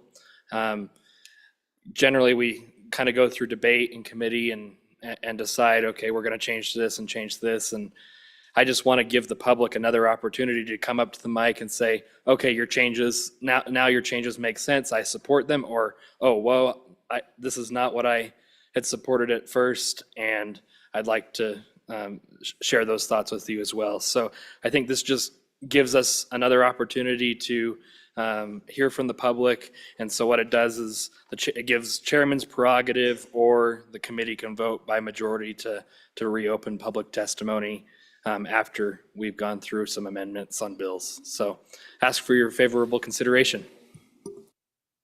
Thank you, Representative Larson. Is there any discussion? Representative Heiner. First. Thank you, Mr. Speaker. Members, I'd urge you to resist this. We have a lot of work to do, and for these bills to go through a committee and then get stuck in there being heard multiple times and public comment, I think it will just slow down the process considerably. I think that we give adequate amount of public to testify, and if we start the process all over again, there's another few hours that can be utilized for that, for other bills, and these bills, some other bills may die because we don't have time to hear them in the committee. So I urge you to resist this. Thank you, Representative Heiner. Representative Brown. Thank you, Mr. Speaker. Wasn't really planning on talking on this one, but as one chairman to another, I'm going to disagree with the previous chairman. But I'm also going to give this body the understanding that you currently do have this opportunity. You can override your chairman inside of a committee hearing if you need to. That's actually in the rule already. I do like this idea because I've seen this happen a couple of times, more honest than it's been more common in some committees than others. But I can remember one in particular, an education bill that We took 3-4 hours worth of discussion at a high school gymnasium here one night. And we amended and amended and amended and amended. And we didn't take public comment after that. But what I heard from those constituents afterwards was, thank goodness you did that. I would have liked to have actually seen what you guys did, because the amendments you guys passed on the floor, which is where we did the majority of those, you know, we could see those. But when you guys were doing them up on the dais, we didn't have a clue what you were doing. So I do think that this is really good intent. And it gives the opportunity for the committee members to say, hey, look, I'd like to hear what the rest of the public has to say on this. And by a majority vote of the committee, you can do that. I would also say there's nothing in this that precludes the committee chairman, from the way I read this, from shutting down public comment again. So I think that's the prerogative of the chairman, and that is withheld within the chairman's rights as well. So vote your conscience on this one, but I do think that there's a value in the voting rights of the majority here to say, I'd like to hear what the public has to say on these bills. Thank you, Representative Brown. Representative Kelly, first time. Oh. Representative Rodriguez-Williams, first time. Thank you, Mr. Speaker. On and opposed to the amendment, but I do have a question for the bringer of the amendment. We talk about amendments to bills and large amounts of them, I guess. I'm just curious how that relates to substitute bills. I know that last session, there was a committee that blindsided several bill sponsors with substitute bills. Would this apply? Thank you, Representative. Representative Kelly. Thank you, Mr. Speaker. A question for the bringer of the amendment, because, forgive me, I am new here. It does sound like a plausible and a good idea, so I'm wondering, why has this never been brought up before? Thank you, Representative. Others? Representative Worf, first time. Thank you, Mr. Speaker. I guess the only problem I have with this is I struggle to see the need. If the committee has heard all the testimony and they've worked the bill and they've adopted amendments, done whatever, they have put the bill the way the committee wanted the bill. And I don't know that the committee is going to benefit anything by opening it back up to have additional public comment, because we've already heard their testimonies. And I guess I'm struggling to understand the benefit that's derived from opening it back up once the committee has made a decision and either accepted or made amendments to that bill. Thank you. Thank you, Representative. Others? Representative Williams, first time. Thank you, Mr. Speaker. If a bill is amended so it's significantly different, I believe we owe it to our constituents to let them be heard again on a significantly different bill. On and for. Thank you, Representative. Representative Lawley, first time. Thank you, Mr. Speaker. I am on and for this amendment. I think it would need to be used judiciously, but we just had this situation happen today in minerals, where a bill coming up, House Bill 680, was amended significantly. Amendments I, for the most part, agreed with, but they significantly changed, in my view, in a good way, the bill. And we had closed public testimony, and I just would have liked to have had an opportunity for the public to see, as a matter of transparency, what was this going to look like now, and to hear from stakeholders. I mean, we had people from retirement systems and other people from the treasurer's office that testified, something compelling, and I was getting compelling emails from retirees in our state, and kind of would have liked to have heard back about how they now view it with these changes. And we weren't able to do that. I made some motions to table and things, and they didn't happen, but and we talked about maybe that we couldn't do this under the rules because they had closed public testimony. So it just happened today, honestly, that I would have liked really much for my constituents that were contacting me to know and understand these amendments. I think they would have been happy with them. It's not that I didn't think they would, but I would want them to understand what they were and why they were important. So on and for. Thank you, Representative. Others? Representative Baer, first time. Thank you, Mr. Speaker. I guess I'm a little confused. Basically, I consider any amendments to a bill to be in response to the public. So the public should have already been aware of the debate, what's going on.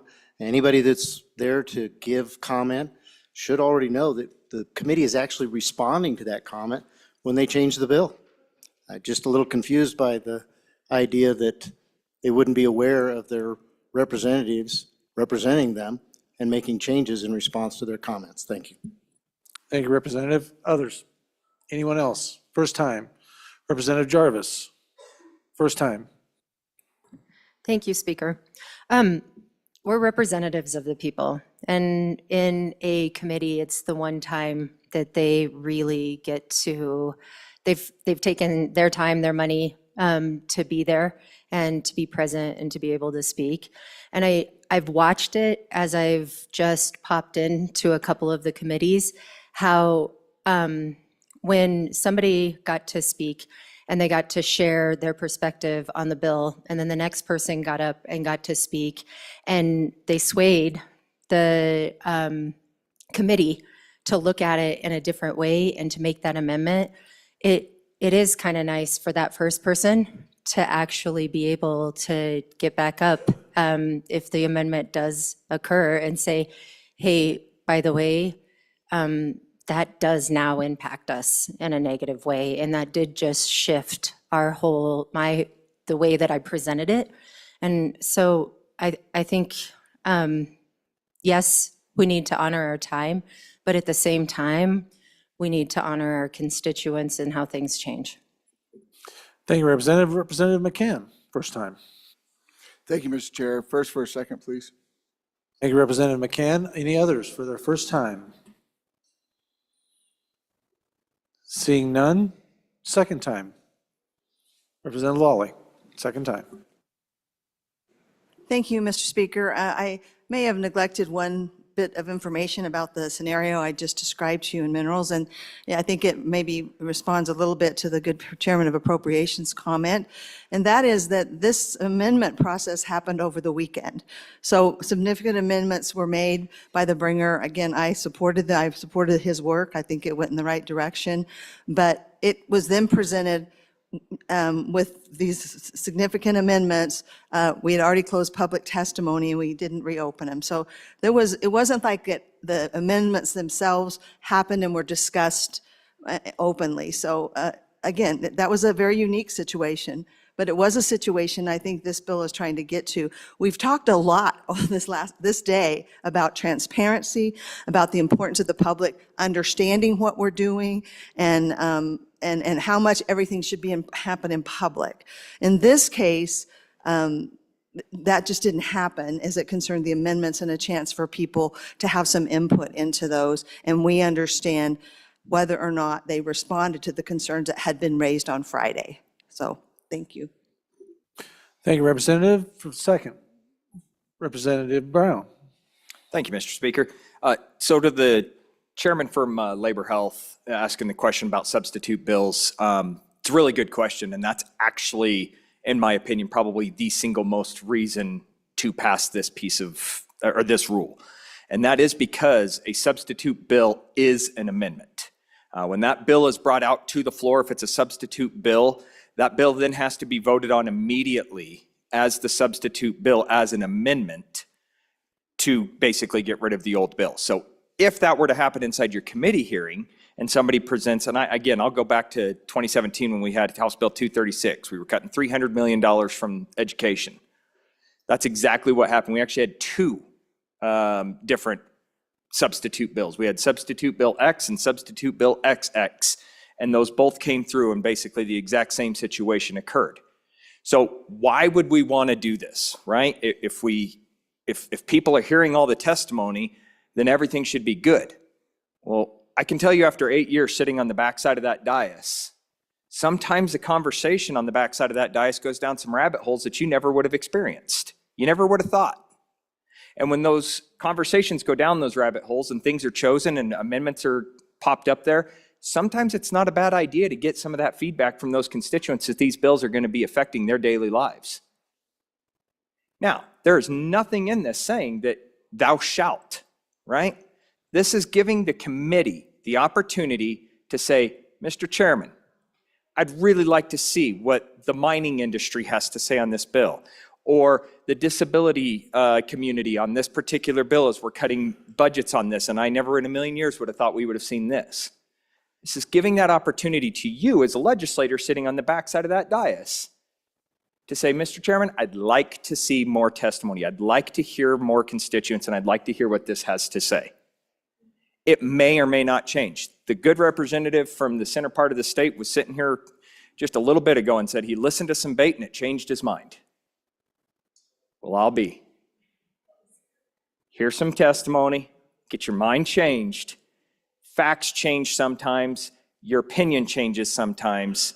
It's really good to have an open mind and to be willing to consider to hear those constituents' concerns from a different point of view if you've amended that bill so substantially that it changed the intent of the bill. So I'd highly recommend this, especially for you freshmen coming in. Why wasn't this ever thought of in the first place? That's a good question.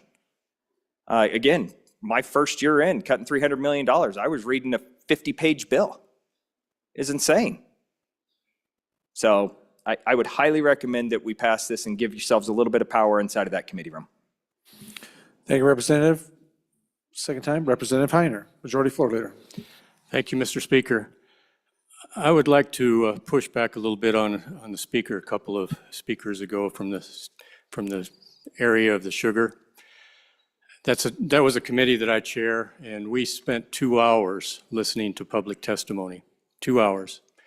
We ran out of time, didn't have time to work the bill, and so we carried it over to the next meeting. And during that interval, we tried to do the things that we were asked by the public to do.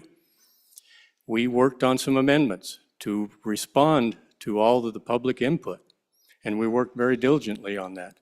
And then this morning in public meeting, we proposed those amendments and worked the bill. There was nothing nefarious about it. Everything was done in open and in the public, trying to respond to the public's needs, to what they requested of us. So and we didn't change the intent of the bill at all. We just responded to those, the input that we received. Now, if we were to start the process all over again, that would probably slow it down. But, you know, we were trying to respond and get public input. But how often are you going to go back? Every time you make an amendment, are you going to open it up to public input again? I can guarantee you that's going to slow things down. And we've got a lot of bills to get through. And if we go back and back and back, every time you make a change, there will be changes that will be requested, no matter how hard you try. Just look at it here in the body. We go through 3 readings and we're changing it over and over again because we're trying to get it right. So as it goes through the committee, it's not the last shot. It's the best shot we have at the time with 7 individuals, but then it comes here for debate. So it's not doom and gloom that we're done. It's just we try to do our best and then move on to the next step and work on it some more. So again, members, I urge you to resist this amendment. Thank you. Thank you, Representative. Representative Wharf, second time. Mr. Speaker, thank you. I'm afraid I see this amendment as creating a revolving door that never ends. And I see good debate happening and the committee responding to the debate, making amendments as they see fit, and then having perhaps the losing side feel like, well, maybe we need to bring in more comments. Maybe it can persuade the committee to change its position. And I just don't know where this ends, because it just seems like, okay, so you shift it back. Now you got the other side of the committee that lost their prevailing argument. Now are they going to call back their side to have their side come argue? I think the current process works. And I already know if there's question on the committee, if something's unclear and you say something to the chairman can call any of the agencies back up. The public comments, the part that concerns me the most, because we always, if this is set up where we keep opening the door and allowing the public back to the table, where do you stop it? Because I keep seeing this as being problematic, that we just keep going round and round and round and round, and we never get there. So I would urge a no vote on this. Let's move forward. Thanks. Thank you, Representative. Any other comments? Second time. Seeing none, Rodriguez-Williams, second time. Please proceed. Thank you, Mr. Speaker. Just another question for the bringer of the amendment, on and against the amendment. The phrase significantly different is used in this amendment, and that's pretty subjective. If the bringer of the amendment could provide some clarity to the body, that'd be appreciated.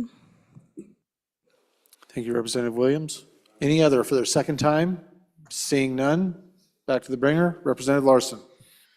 Thank you, Mr. Speaker. And to that last question, I think it's intentionally subjective. I think that gives power to the body of the committee to determine whether they would like to hear that or not. I didn't want to go into extreme detail on why or the qualifications of an amendment being significantly changed. That's up to the committee and the feeling in the room. So that's why I left it like that. Folks, we have to remember we are here for the public. We are here to respond to their needs. And when we make changes to language in our bills, sometimes that can be hard to track and follow. So maybe they may have a question about a specific language change we had on a certain page and the implications of that. And so then we can kind of have that discussion as we move into voting for the bill. This is just trying to increase transparency for the public, give them another shot at trying to convey their message. And, that's why we're here, is for the people. And I think that we should pass this amendment. Thank you. Thank you, Representative House. You are voting on House Rule number 12, Amendment number 12, dealing with 5-8. All those in favor signify by saying aye. Aye. All those opposed, no. No. The amendment has not been adopted. Moving on to the next amendment, House Rules Amendment number 13, regarding House Rule 12-3 as created in House Rule 01. Representative Washit. Mr. Speaker, I respectfully withdraw Amendment 13 to House Rule. House Rule Amendment number 13 has been withdrawn. Next rule is House Rule 14. Representative Rodriguez-Williams, dealing with Rule 15-1C. Please proceed. Move the Yes, bill. thank you, Mr. Speaker. I move The amendment. amendment number 14, dealing with House Rule 15-1C. This, ladies and gentlemen, basically deals with persons that are admitted within the bar of the House, so on the floor here. And it brings in a new rule that states an ex-member of the House who is currently registered as a lobbyist with the Secretary of State who is granted access to the floor while the House is not in session shall not occupy or sit at the desk of a member of the House. Ladies and gentlemen, the reason for this rule is so often during the lunch hour, it's been my experience that sitting members will bring in a registered lobbyist or former representative of the House, and they'll have snacks, have lunch, and occupy the chair and the desk next to their friend or their guest. And so we've talked a lot about our desks being our office space. And I have I'm a very security-minded individual, and I don't want anybody sitting at my desk for trust reasons. And so I bring this bill, our amendment, to you and ask for your favorable consideration. Thank you, Representative. Is there any discussion? Representative Larson, first time. Thank you, Mr. Chairman, and to the good bringer of this amendment on the House rule. I guess I'm not understanding because it's only for ex-members of the House, but it could be an ex-member of the Senate, it could be another lobbyist, it could be anybody else but an ex-member of the House, and I'm not understanding why that particular population is singled out here. And then as I read it, it would also mean when we've adjourned for the year, if a member who at one time was in the House was here on the floor with a tour, with one of those groups, leadership groups, and they're touring the House and we're not in session, they couldn't sit in a chair in the House. And I'm just trying to figure out why they're singled out and not lobbyists as a whole or ex-members of the Senate. And so if there's a valid reason, okay. If not, then I would encourage us not to support this rule change. Thank you, Representative. Representative Larson, JT. Thank you, Mr. Speaker. On and against the amendment, seems this language is very targeted, and I'm not quite sure why. I mean, I have to walk around the House floor when I'm on the floor, and sometimes I borrow somebody's chair to have a conversation with somebody or show somebody something on a computer. And when we're gavelled out, that's even more common. And so, and I know that this is specifically for ex-members who are now lobbyists, but they are a guest of whoever is bringing them onto the floor. And I think that if we are not in session, it's our responsibility to, make sure things are put away in our drawers and taken off our desks if we don't feel comfortable with people seeing that. I mean, people can reach over one of these glass windows and take a picture of what's on your desk. So it's our responsibility, if we don't want something that's seen that's on our desk, to make sure our desk is clean and in order. Thank you, Representative. Representative Singh, for your first time. Thank you, Mr. Speaker. Just a question to the bringer of the rule change as to why it's not applicable to all former members and specific to registered lobbyists. Thank you. Thank you, Representative Singh. Any others for their first time?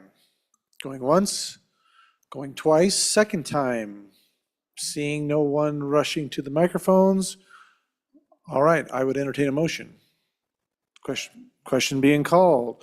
All those in favor of House Rules Amendment number 14 to House Rule 15-1C signify by saying aye.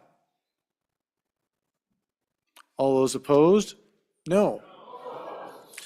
Well, then I say the noes have it. That did not pass. So moving on to House Rule number 15. Representative Rodriguez-Williams, please. Thank you, Mr. Speaker. I move amendment number 15 to House Rule 15-3, which deals with smoking and the prohibition of it here. This is basically a simple little ad that smoking and use of vaping products and electric cigarettes shall not be permitted in the House chamber. This basically just modernizes language that you see all over the place in public settings, government settings. We know that these devices are very small, very discreet, and so again, it's just updating this policy with a simple ad. Thank you, Representative. Anyone to speak to this first time? Question being called. In the matter of House Rules number 15 amendment to House Rule 15-3, all those in favor signify by saying aye. All those opposed, no. Amendment has been adopted. Moving on to joint rules to House. Oh, is there another one? Oh.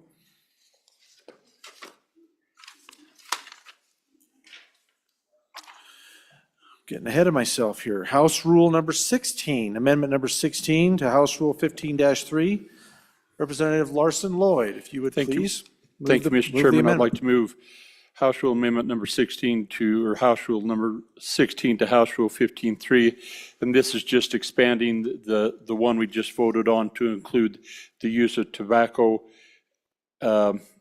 smoking and the use of tobacco, so it'd be all tobacco products as well as vaping products.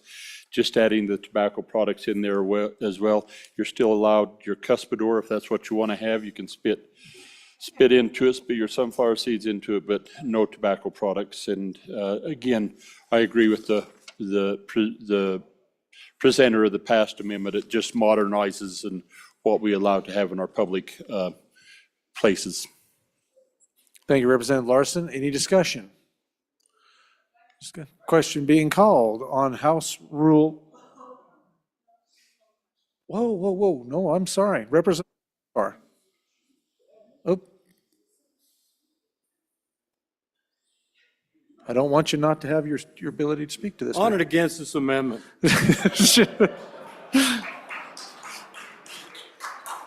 Thank you, Representative Stivar. Yeah, let's try to keep that down if we can. Representative Alaman, first time. Thank you, Mr. Speaker. You know, there's a little bit of difference between all tobacco products. Smoking affects other people. Chewing tobacco does not. And if you're neat with it and can contain it, I ask you to vote with me against this amendment. Thank you. Thank you, Representative Alaman. Representative Singh, for your first time.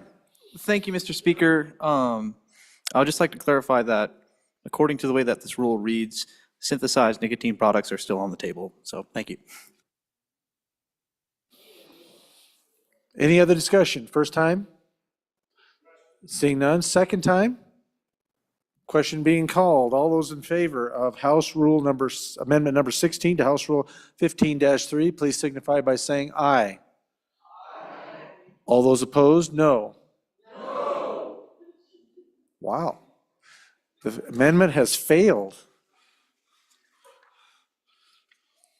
Okay, now on to joint House rules. Joint Rule 14, dealing with Joint Rule 14-1M. That's the first one I have up here.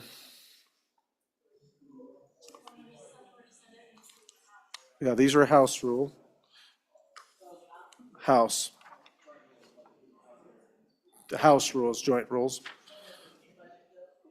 This is appropriation, general appropriation bill, joint rules of the Senate and House is read to amend. Yes, budget, mirror budget bills. Representative Provenza.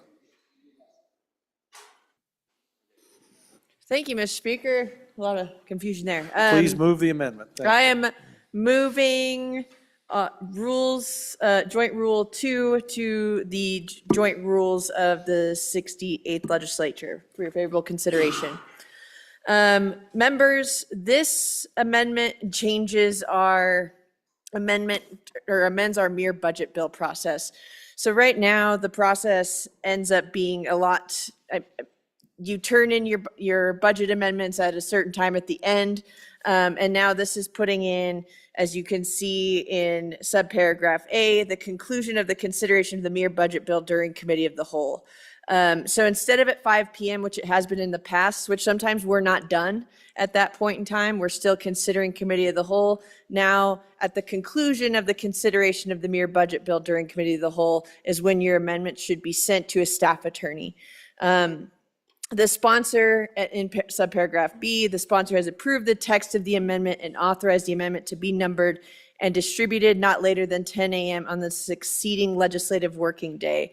So what this is doing is it is adding a day to our budget process, but it's making it more transparent to the public. There's been concerns about, I think in the last budget session, we had 90-something budget amendments on second reading, and then on third reading, we had 70 or more. The public should have a chance to review those and be able to speak to lawmakers as they come forward. So this slows the process slightly down, but it provides opportunity for public transparency.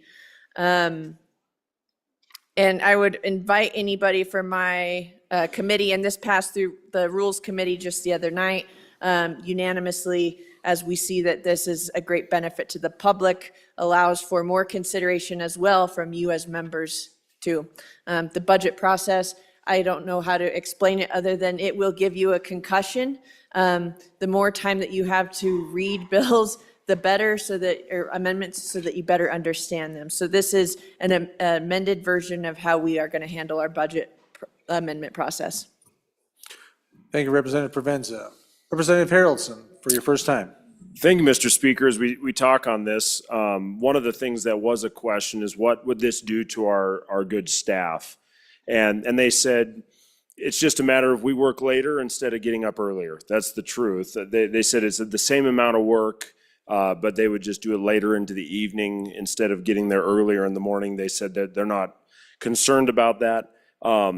This also, the issue is with that 5 o'clock deadline that we're striking. As you guys will find out when we start doing budget, 5 o'clock is this beautiful, lovely, we'll be done by 5. No, we won't. I think that I saw 11 o'clock a number of times in budget this last year. And so really at the end of the day, we need to be able to have that rolling end time to be able to make sure we get our budgets in correctly, budget amendments in correctly. So this is just something that'll clean that up and make it where we do have an opportunity to let them be seen longer, take a little slower approach to doing the budget. And I think it's a good idea as we move forward.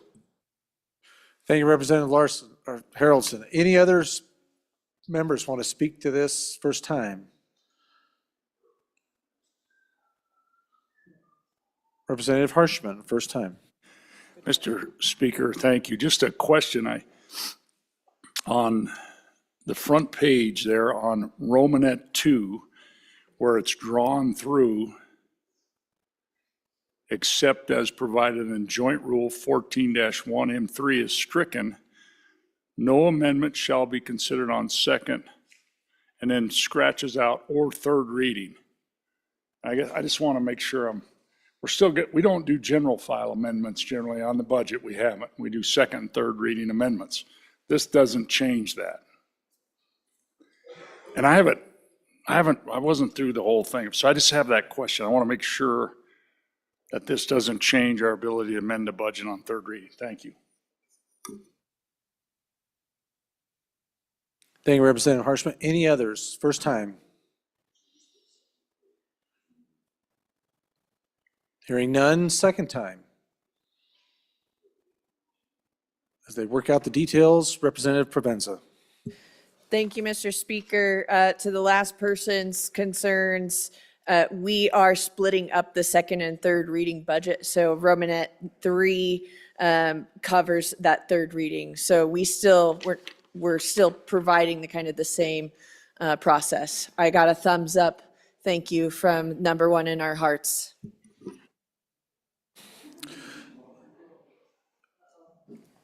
Representative, I don't have you down for a first go, but thank you for trying.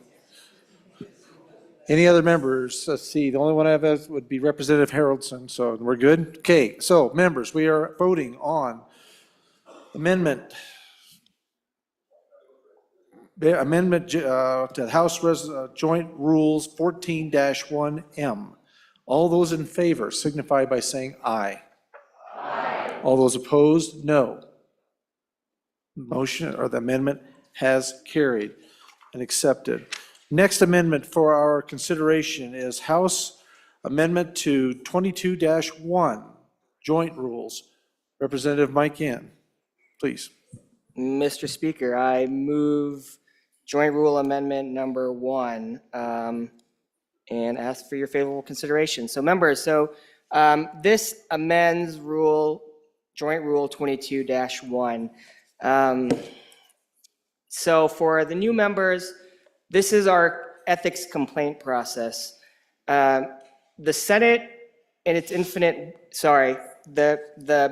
chamber down the hall in its infinite wisdom decided to repeal that ethics complaint process. So the current joint rule is only really observed by the House. And this ethics complaint process came about 15 years ago when they had a need to create a process that was a reaction to a set of circumstances that happened at that time period.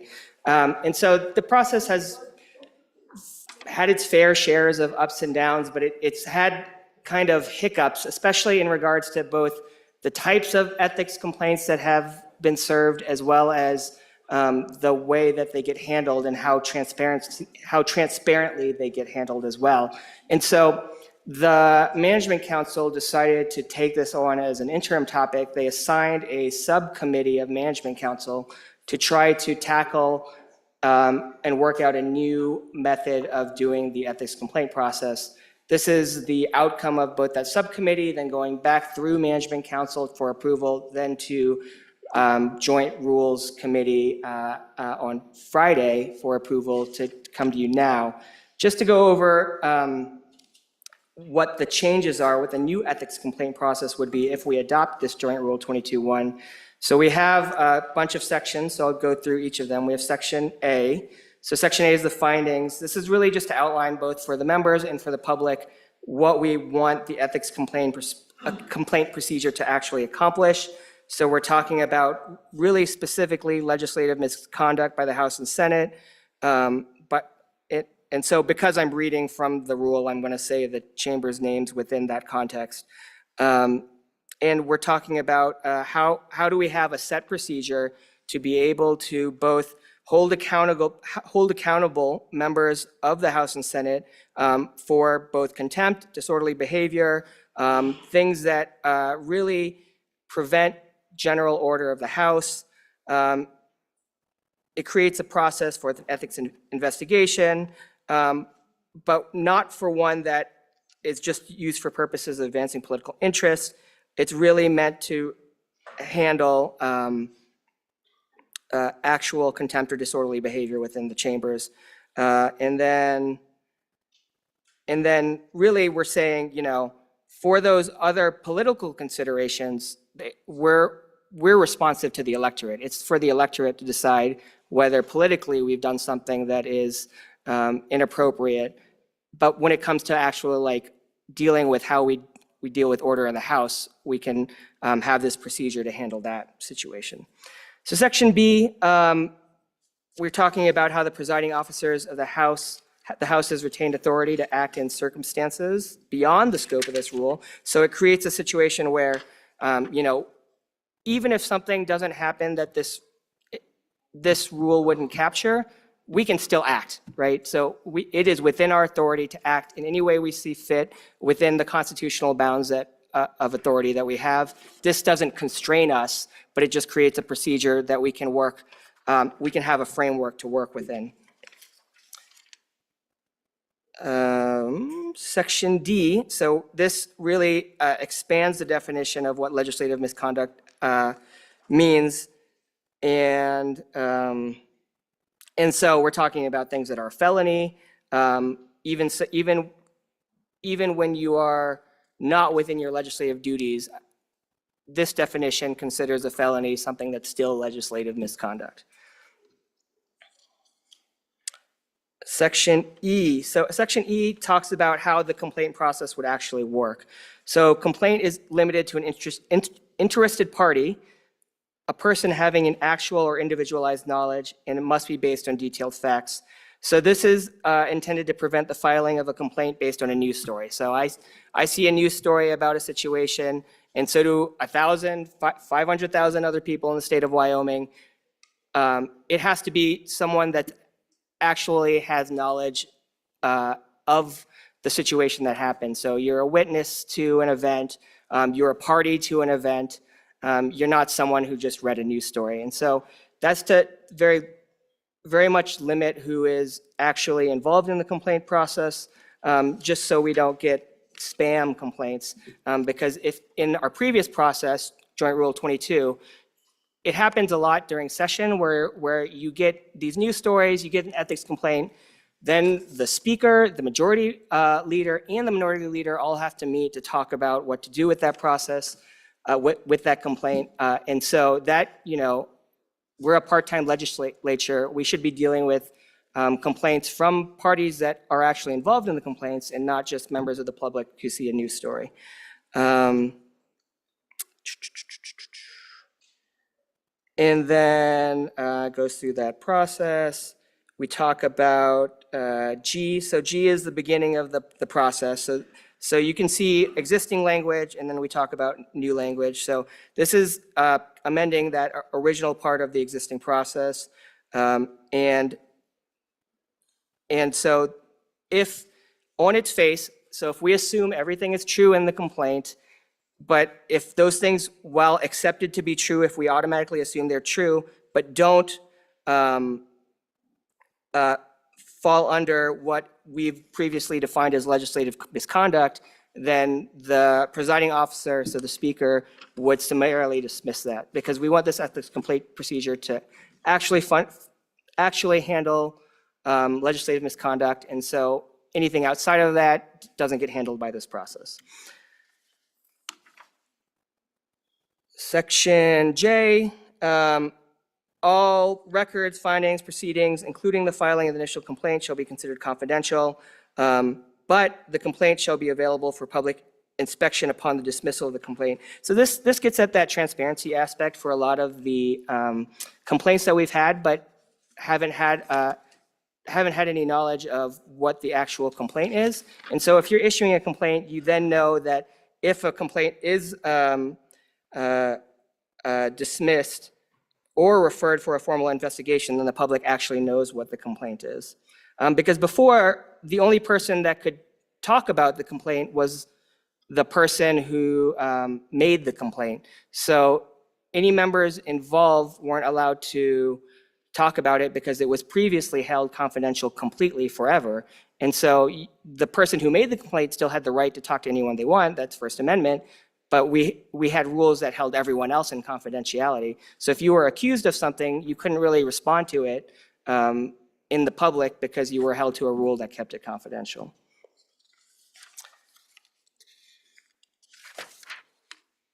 Section K, so this is where we go into what happens if it goes, if the speaker, if the presiding officer finds that there is a possibility of legislative misconduct. So it goes to the subcommittee. The subcommittee then has this procedure to outline what it should do within that. And so it could forward it possibly to a larger committee. So we see that in, I believe, IX of that section.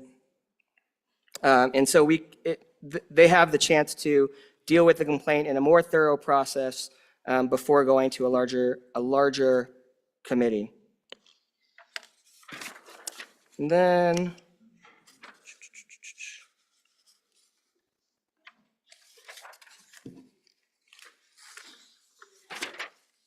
that management council subcommittee also has an off-ramp. So if they decide that it doesn't serve,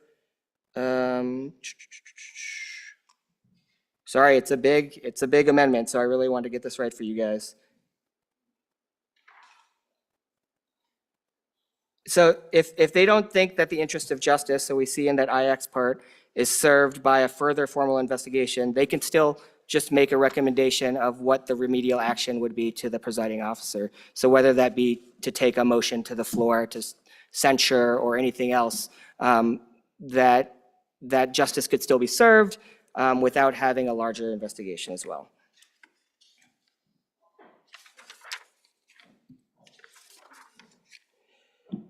And then we see it in N on the last page, page 7, what the situation would be if the presiding officer was involved in a complaint. There is just another person appointed from management council by the presiding officer to fill that role if the presiding officer was involved or any other member of management council. And with that, I ask for your favorable consideration, members. The Senate, the chamber down the hall also debates these joint rules, and if we don't adopt them together, they get kind of out of sync, and we have to figure that out in the end, but I'm not sure what the action on the other side has been. I have not heard either. Any other discussion? Hearing none. Representative Yin? Anything? Good. Question being called. We are voting on House Ethics Complaint 22-1, Joint Rules, Senate and House. All those in favor signify by saying aye. All those opposed, no. The amendment has been adopted. That concludes our amendments to our rules. Yeah, don't be afraid to clap. It's not a bad deal. There being no further amendments, the question is, shall the temporary rules of the House of Representatives of the 67th Legislature be, as amended, be adopted as the permanent rules of the House of Representatives of the 68th Legislature? A majority vote is required for adoption of the motion. The Chief Clerk will call the roll. Allemand. Andrew. Angelos. Banks. Bear. Brady. Bratton. Brown Gary. Brown Landon. Excused. Byron. Campbell Elisa. Campbell Kevin. Chestick. Clouston. Connolly. Davis. Eklund. Erickson. Filer. Geringer. Guggenmoss. Haroldson. Haroldson. Excused. Harshman. Heiner. Heft. Jarvis. Johnson. Kelly. Knapp. Larson Lloyd. Larson JT. Lawley. Lean. Locke. Lucas. McCann. Nicholas. Ottman. Pendergraft. Posey, excused. Provenza. Riggins, excused. Rodriguez-Williams. Schmid. Sherwood. Singh. Smith. Storer. Strzok. Stivar. Tarver. Thayer. Washut. Wasserberger. Webb. Weber, excused. Worf. Williams. Winter. Wiley. Yin. Speaker Nyman. Aye. Are there any changes? Are there any changes? Closing vote. Vote closed. 57 aye, 5 excused. By your vote, you have adopted the temporary rules of the House of Representatives of the 67th Legislature as amended as the permanent rules of the House of Representatives of the 68th Legislature. All right. I hate to break it to you, but we're not going to go into committee of the whole today. So, okay, there you go, a corporate awe. All right. Mr. Majority Floor Leader, do you have something you'd like to share with the body? Yes, thank you, Mr. Speaker. I move that the House adjourn until 10 o'clock a.m. on We gotta- Tuesday. Standing committee reports. Oh, standing report. We got to do that first. He can bring us to. While I've got the mic, the cow list has been updated. And so that's what if we get into cow tomorrow, which I hope we do, it's been updated and that will be the order. Okay, one moment. I got a little ahead of everything. I asked you to do something we're not supposed to do quite quickly enough. Standing committee reports, and then back to you in a moment.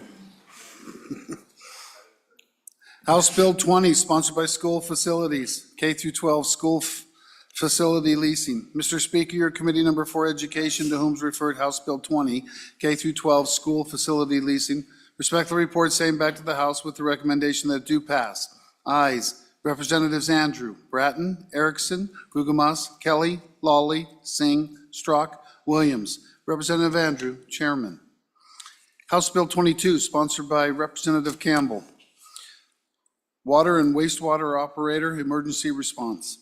Mr. Speaker, your Committee Number 7, Corporations, Elections, and Political Subdivisions, to whom is referred House Bill 22, Water and Wastewater Operator, Emergency Response. Respectfully report same back to the House with the recommendation that it do pass. Ayes. Representatives Brown, Heft, Johnson, Knapp, Locke, Lucas, Webb, Yin. Excused, Representative Weber. Representative Knapp, Chairman. House Bill 36, sponsored by Representative Harshman. Hathaway Scholarship Amendments. Mr. Speaker, your Committee Number 4 Education, to whom is referred House Bill 36, Hathaway Scholarships Amendments. Respectfully report same back to the House with the recommendation that do pass with the following amendments. Ayes. Representatives Andrew, Bratton, Erickson, Gugemas, Kelly, Lawley, Singh, Strzok, Williams. Representative Andrew, Chairman.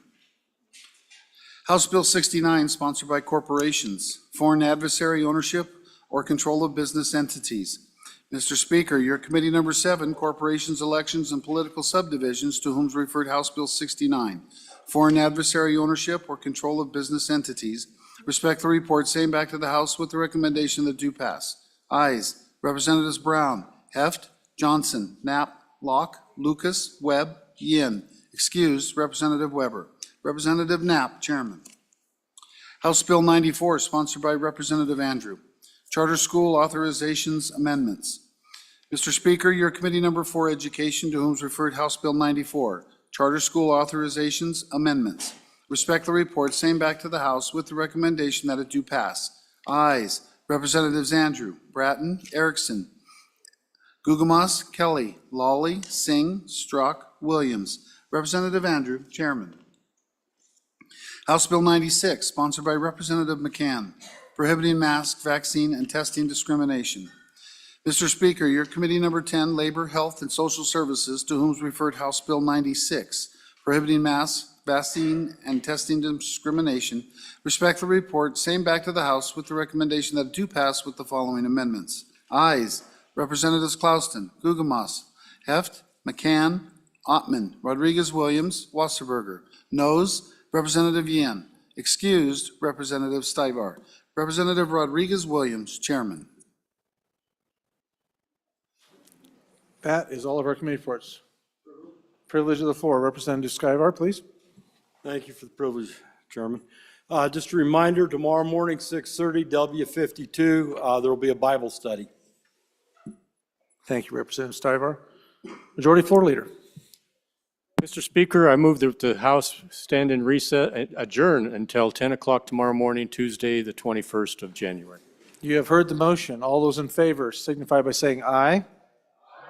Those opposed, no. Motion passes. We are adjourned until 10 o'clock tomorrow morning. Committee announcements. Representative Bear. Thank you, Mr. Speaker. Your committee number 2, Appropriations, is going to make an adjustment to their schedule based on this body probably going to finish a little later than the other each evening this week, and we are working on the budget, so we will change to joint appropriations meetings in the AM and upon noon recess. Then we will go ahead and have House appropriations meetings to deal with referrals and any bills that are assigned upon adjournment each evening until we are completed with the budget. Thank you.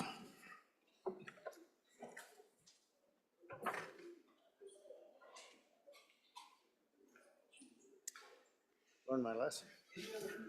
Other committee announcements? Seeing none. Representative Heiner is going to give us the list of the cow for tomorrow, so if you'd like, please write these down so you'll know what to be looking at for tonight. Thank you, Mr. Speaker.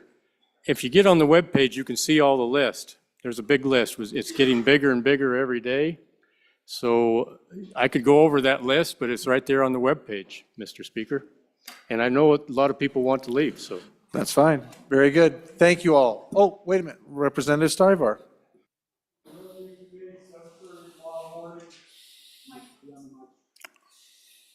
For the Revenue Committee, tomorrow morning, 7:30, room 5, going over House Bill 40, 39, and 38. Thank you, Representative Stivar. Any other committee announcements? That it? Good night, everyone. Thank you.